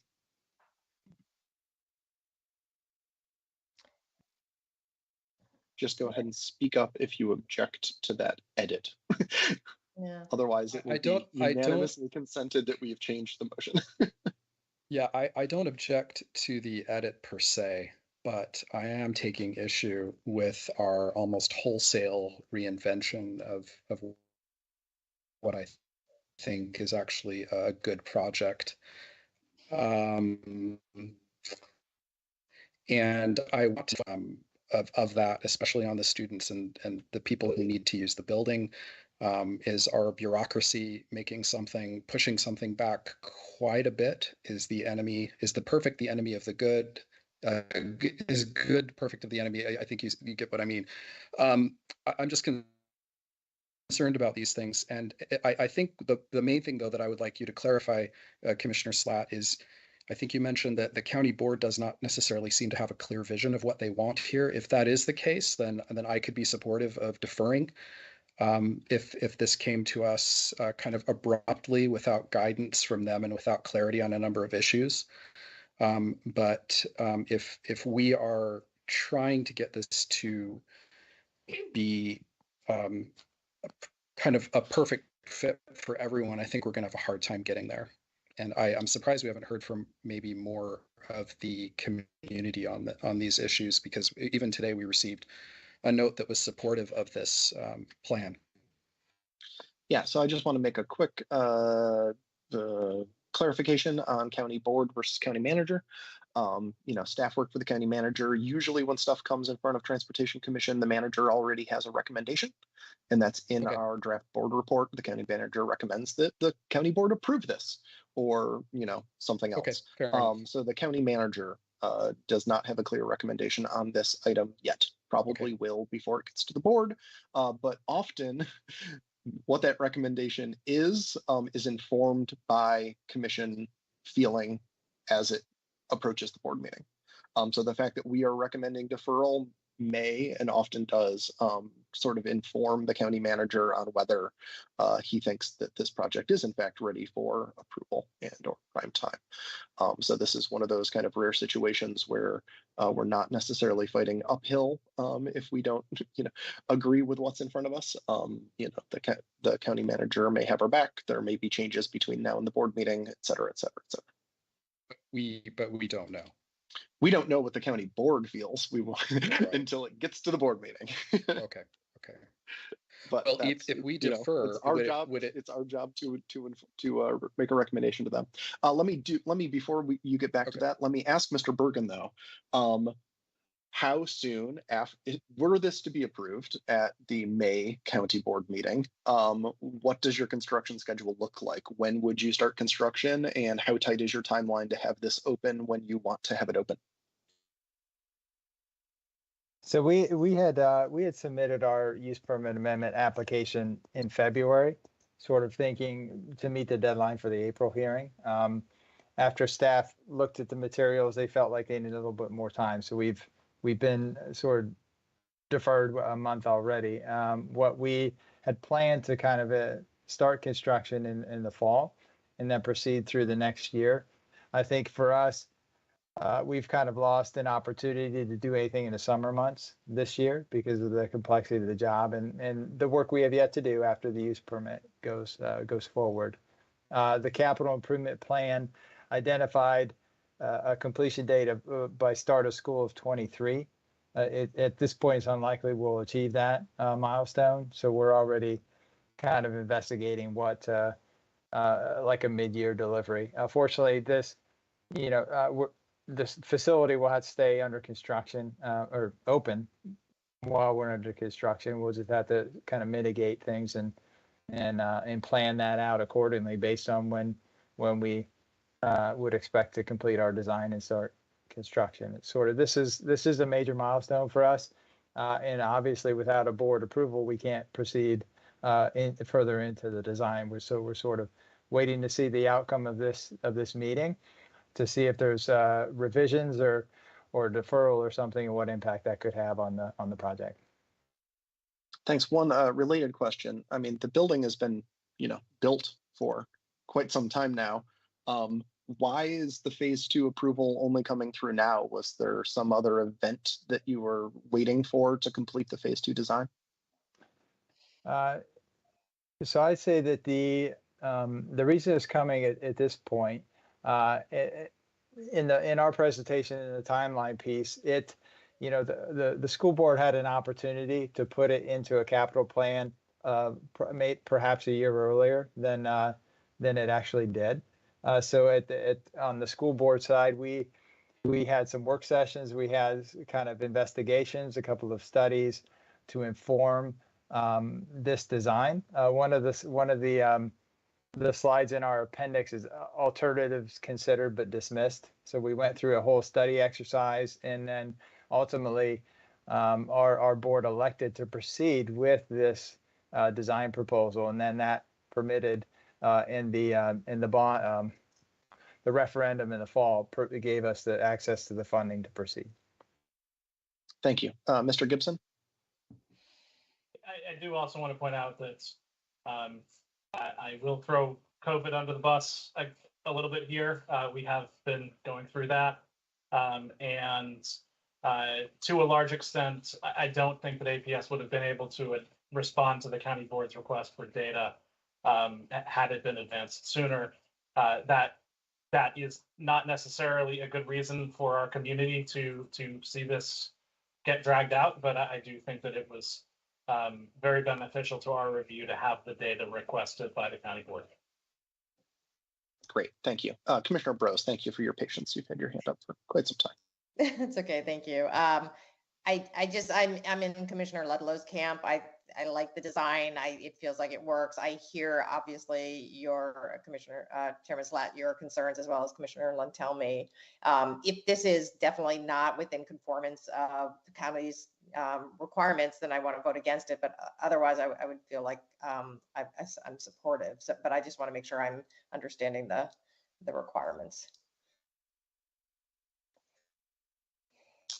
So not to speak for Commissioner Lantelmi, but I would concur with Commissioner Lantelmi that the current proposal does not hew closely to the county's principles of good urban design, given that 9-foot tall, essentially parking garage wall immediately adjacent to the site. Thanks, appreciate that. And now there's conversation. Okay, great. All right. Since we are clearly a commission divided, does anyone else have any further discussion of the motion? All right, cool. We will move to a vote, but before we do so, I will remind everyone what the motion is, which is that the motion is the Transportation Commission recommend deferral of this proposal pending community conversation on the elevation of the field, amount of required parking, and the cross-section and use and control of 18th Street. Oh no, where's my Google spreadsheet? There it is, okay. Commissioner Bros. I'm gonna vote against, sorry. Okay, that's cool. Commissioner Nolan. I'm gonna vote for, aye. Commissioner Lantelmi? Aye. I don't believe Commissioner Locker has arrived. Commissioner Ludlow has, though. Go ahead. Yeah, I'm not in support of deferral. Nay. Understood. Commissioner Maradovic, have you made it? Nope. Commissioner Price. Aye. Commissioner Raddick. No. Rieri. Aye. Commissioner Shannon. Aye. Commissioner, I vote yes. And Commissioner Terry. Aye. Aye. So that is the motion carries 1, 2, 3, 4, 5, 6, 7 to 3. All right. Thank you to both Mr. Gibson and Mr. Bergen for your presentation. And perhaps we will see this again in the future. Thanks for the time, Commissioner Slatt and others. Thank you. Next on the agenda, we have the George Mason Drive study. It's an information item with staff member Leah Gerber. Hi, Leah. Thank you. I can go ahead and share my screen.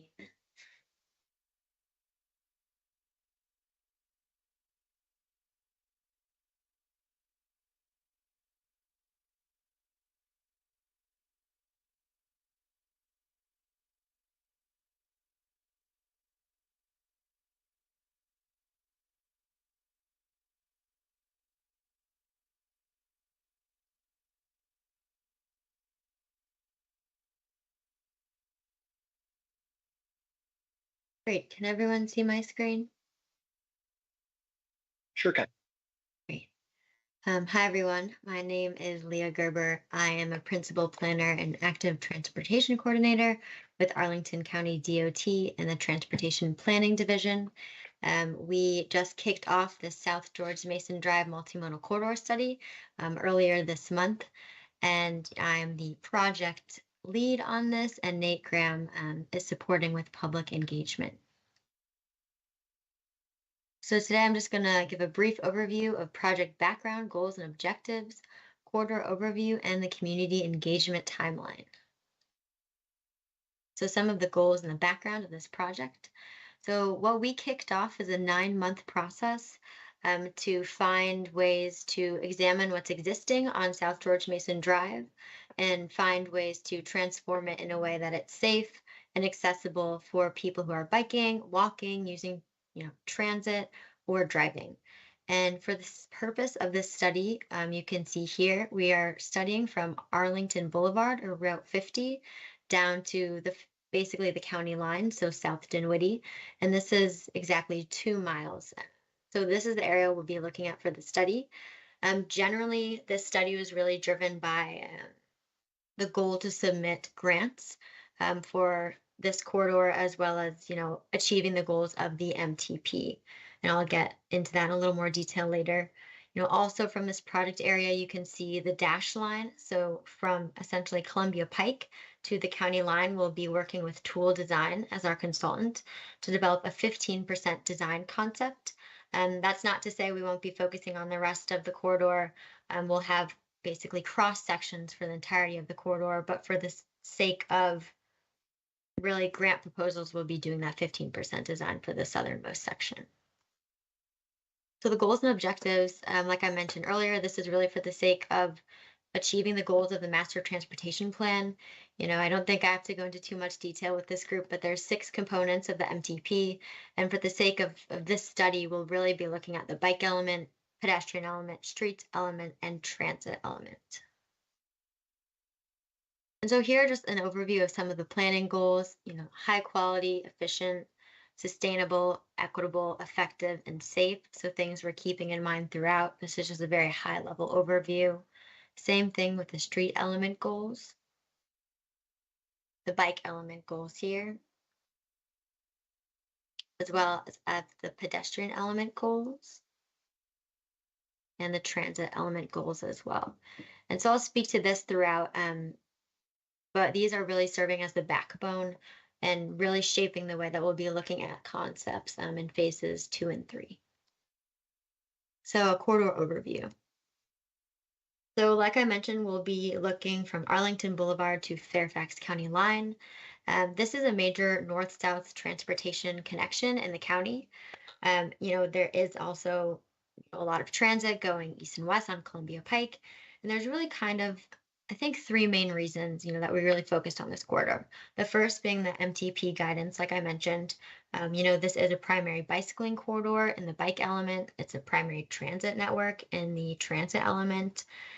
There's also a high concentration of crashes that was found through Vision Zero. They're in their hotspot analysis, which basically finds areas where there's high concentration of crashes. Both Columbia Pike in South George Mason and 4 Mile Run Drive in South George Mason were identified as hotspots. The third reason that this is the MWCOG equity emphasis area. And what this really means is that there is essentially a high concentration of ethnic minorities based off of census tract information. And so as a county, we really need to be thinking about how transportation affects people of color who are working or living or, traveling along this corridor. And so to really just get a feel for what's going on in South George Mason Drive, we put together kind of a list of community facilities or, community assets. You can see right here, we really focus on parks and schools. You have a few parks, including Alcova Heights Park, where we just had a walking tour today. Schools as well is, very important with school slow zones and even the conversation we just had, getting students to school and whether that's, drop off, bus, walking, or biking is a huge priority in doing so, safely. And then we also have Barcroft Community Center, which is a pretty large trip generator. And this map really focuses on South George Mason from a pedestrian perspective. So just breaking it down, we have 7 signalized intersections, meaning that there's stoplights, 4 unsignalized, meaning that there's a crosswalk with no sort of light or flashing beacon. Then we also have 2 hawk signals. I think it's also important to note, you can see in this black dashed line, there are 2 school slow zones, and this is relatively new as part of Vision Zero. This basically means that there's a permanent 20-mile-per-hour speed limit, on these streets within 600 feet of the school. And like I mentioned, it's also a major transit corridor.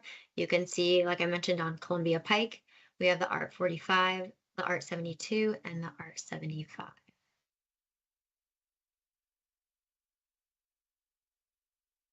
And we also have the bike element. This is actually a map that's taken directly from the document. There's 8 east-west bicycle network connections. And I think one thing that's important to note about this graphic is you can see the blue line that's South George Mason Drive traveling north and south here. The solid blue portion means that it's existing on-street bike lane, and the dashed line that's blue means that it's planned, so it's not yet existing. And like I mentioned earlier, it is a primary cycling corridor.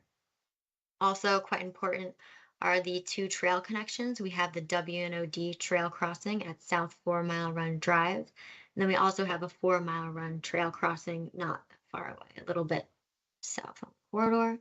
And just another thing to take note of is that there's 4 capital bike share stations throughout the corridor.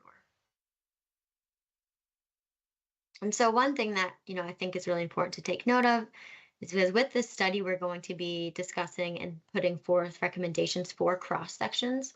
So I think looking at what's existing now is kind of the first step, and thinking about how we can maybe reconfigure and reallocate some of this space in a way that makes, it safe and efficient for all modes. And we've really broken it down into kind of 4 general cross sections that are pretty much uniform throughout.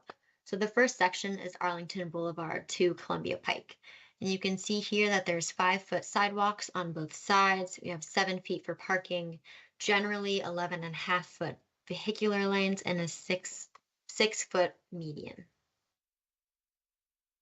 The next section is Columbia Pike to just before the South 4 Mile Run Drive. And this is looking, north to south. Once again, we have that 5-foot sidewalk, 7-foot parking lane, 11.5-foot vehicular lanes, and the 20-foot median. So really what's changing here is the median size, as well as there's no longer a planting strip between the sidewalk and the parking lanes. And the third is South 4 Mile Run Drive intersection to South Columbus Street. And we have 5-foot sidewalk. We have the return of the planting strip. We now have a 5-foot bike lane on both sides, 10.5 drive vehicular lanes, and a 30-foot planting strip. And finally, we have South Columbus Street to South Dinwiddie Street. Pretty similar. We have 5-foot sidewalk, 2-foot planting strip. We no longer have the bike lanes, but we have 7.5 foot for parking and 11.5 feet for vehicular lanes and a 30-foot median. So focusing on kind of what we're doing now with data analysis, like I mentioned, we're working with tool design, and a large component of what we're doing right now is collecting counts. We're going to do this to kind of project and use modeling to figure out what it's going to look like in 2045. So when we are thinking about reallocating space, we can take into account, what traffic may look like, what we're trying to kind of how we can efficiently move people, predicting those counts in the future. So right now we're looking at 5 intersections. You can see starting in the north, we're looking at Arlington Boulevard, moving down to Columbia Pike, and then South 4 Mile Run Drive, South Columbus Street, and finally South Hamilton Street. We have decided to add 2 more intersections recently. The first is 6th Street, and that's by the National Foreign Affairs Training Center, and is a spot where a lot of students with their parents walk. So we thought that was important to add, as well as the service road for South 4 Mile Run Drive. And like the slide mentions, we got peak period counts, meaning that we looked and gathered those counts when vehicular traffic was heaviest. And we'll also be doing some counts for high priority crossing locations for pedestrians. And here's just an example of what was collected in March of this year. You can see location 1 on the map, starting in the south. We have Wakefield High School with about 17,000 vehicles a day. Location 2, about 12,400 vehicles a day. And location 3, which is about 9,400 vehicles per day. So last but definitely not least, community engagement. So looking at this timeline here, you can see kind of where we are at now, which is highlighted in red. Essentially, we had the community kickoff meeting, which was April 6, 2022. And since then, we've opened a interactive web map That's actually open till May 1st, and I'll link that in the chat. And we've also had walking tours. We had one basically that started in the Barcroft Community Center area. That was this past Saturday. And then we actually had another one really focused on the Pike today. And so from there, we will kind of take all the input that we've received, that data analysis that I mentioned, and we will come up with a few corridor concepts. And those will be brought for community engagement and input in summer 2022, as well as a summary of everything we heard on this existing conditions engagement that we are currently in right now. And similar to the process I just mentioned, we will have another information or sharing and gathering opportunity in the fall of 2022 to summarize what we heard about the corridor concepts and then discuss intersection concepts. After that, there will be commission briefings in fall 2022, and then the grant applications generally in winter 2022, 2023. So you can see that this is a pretty quick timeline for a study, but we really want to make sure that it's ready for grant applications and to be included in the CIP. And we have a really great team working on this to make sure that although it's a quick process, we're getting to as many people and hearing from as many community residents and business owners and commuters as possible. And so this is just an overview of what I mentioned before. Most of these dates are past, but I think one thing that's important to note is any sort of handout or presentation we have will be posted on the website in Amharic, Arabic, Cantonese, Mandarin, Mongolian, and Vietnamese, in addition to Spanish. That is, information we use using census data to figure out, what languages people are speaking that are, living and traveling on the corridor. And then Spanish interpretation was offered at all of our in-person walking meetings. So like I mentioned before, we have this great web map tool, and this opened April 6th and closes May 1st. This is my personal favorite slide. You can basically take any of these colors and then drop it on the map. So concern or like, dislike, and you can add, personalized text. So we've been getting some really rich qualitative data from this slide that I'm excited to look into after, it closes. And that is all I have for now. Like I mentioned, I will post the project page in the chat. Once you click on that project page, the first thing you'll see is the survey. Feel free to reach out to me. My email is here, as well as Nate, who's working on community engagement. And I actually can't see hands at this time, so I may ask. See, I'll stop sharing for a minute. That was a lot of information in a short amount of time. Are there any questions or slides you'd like to see? Chris, I know that was not your first time seeing that presentation. Yeah, I think that's at least second, if not third time Yeah, for I that was thinking presentation. it was maybe third, yeah. But I just had to chime in and say this study rocks. George Mason could be so much better than it is. I am hugely supportive of the county moving forward with this.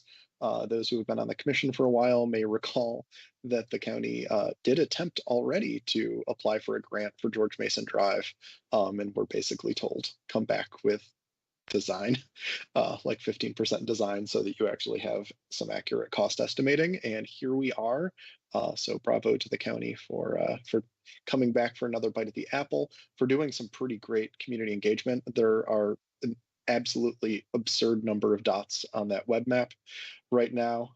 I heard from a couple people who were walking tours that there were, people they've never seen before on these walking tours, which is fantastic to hear.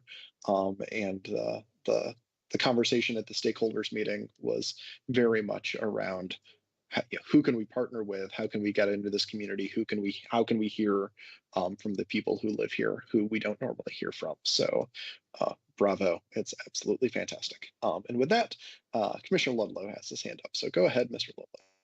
Yeah, I'd just like to associate myself with your comments. I think you're spot on. I'm fully supportive of studies like this. I think we have to, as a county, have a clear vision for the future of our roads, many of which have a design profile that dates back to the advent of the automobile.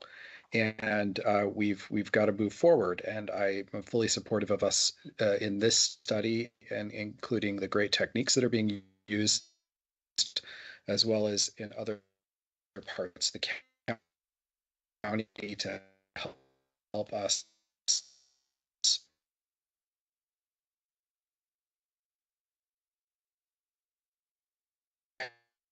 with county resources. So thank you for doing this, and looking forward to hearing more about it. Yeah, thank you. Fantastic. I will have one quibble with your slide deck, though.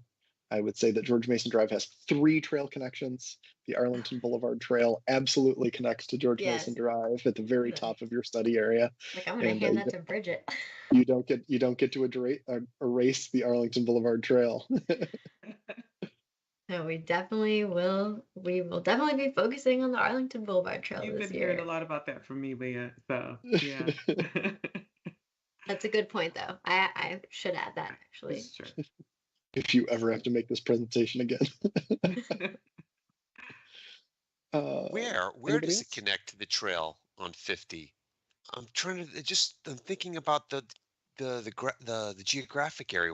How do you get to the trail on George Mason Drive without dying? I'm saying without dying. There is a reasonable width sidewalk that connects you into the Arlington Boulevard Trail that runs along the ramp down to 50 in front of the National Foreign Affairs Training Center. The entrance is right there by the flagpole of the Masonic Temple.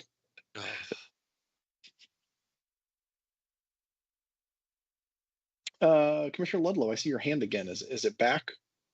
I'm trying to take it down. Sorry. Okay, gotcha. Can do that for you. Thank you. Anybody else have comments, questions, anything? The web map is open for a few more days through end of the day on Sunday. Yes. You can join the hundreds of your closest neighbors here in Arlington who dropped dots on the map and taken the survey.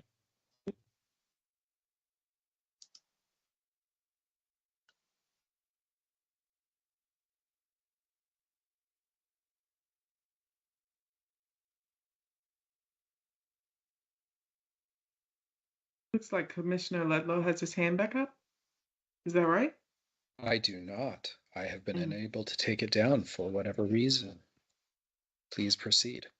All right. All right. Seeing no other hands, thank you, Leah, for coming out and giving the presentation again and keeping us up to date. Yeah, thanks, everyone. Thanks, Bridget. Thanks, Leah. Take care. Have a good night.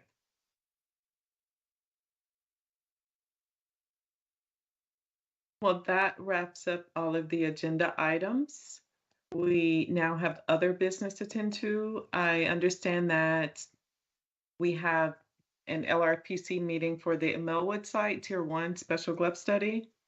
And I just want to remind commissioners that it is May 12th, 7 to 9 p.m. And I'm not sure if there is someone who has signed up to be a rep for that, because I've been sending all of the notifications to Chairman Slatt. So if there's someone who is responsible for this project or would like to take charge, please let me know so that I can send you the information as well.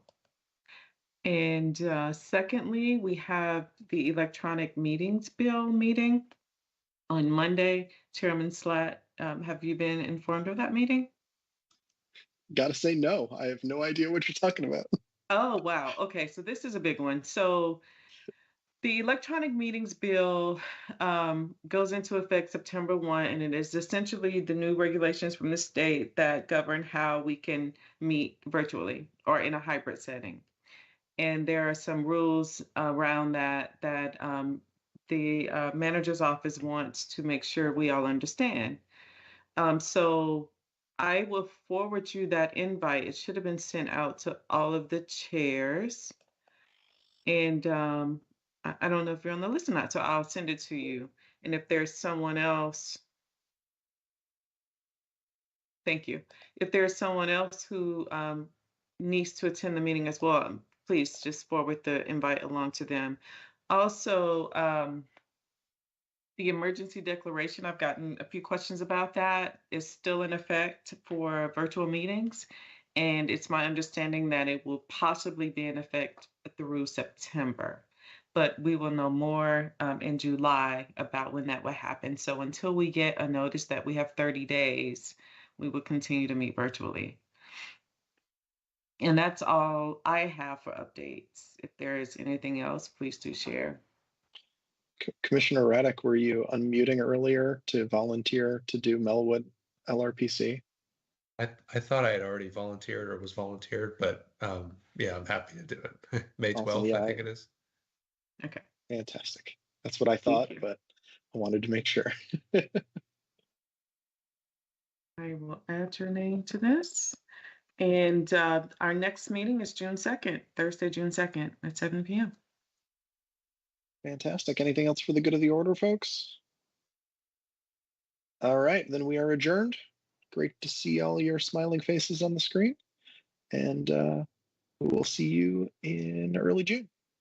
Thank you very much. Have a good night, Thank you. everybody. Good night. Take care. Thank you. Good night.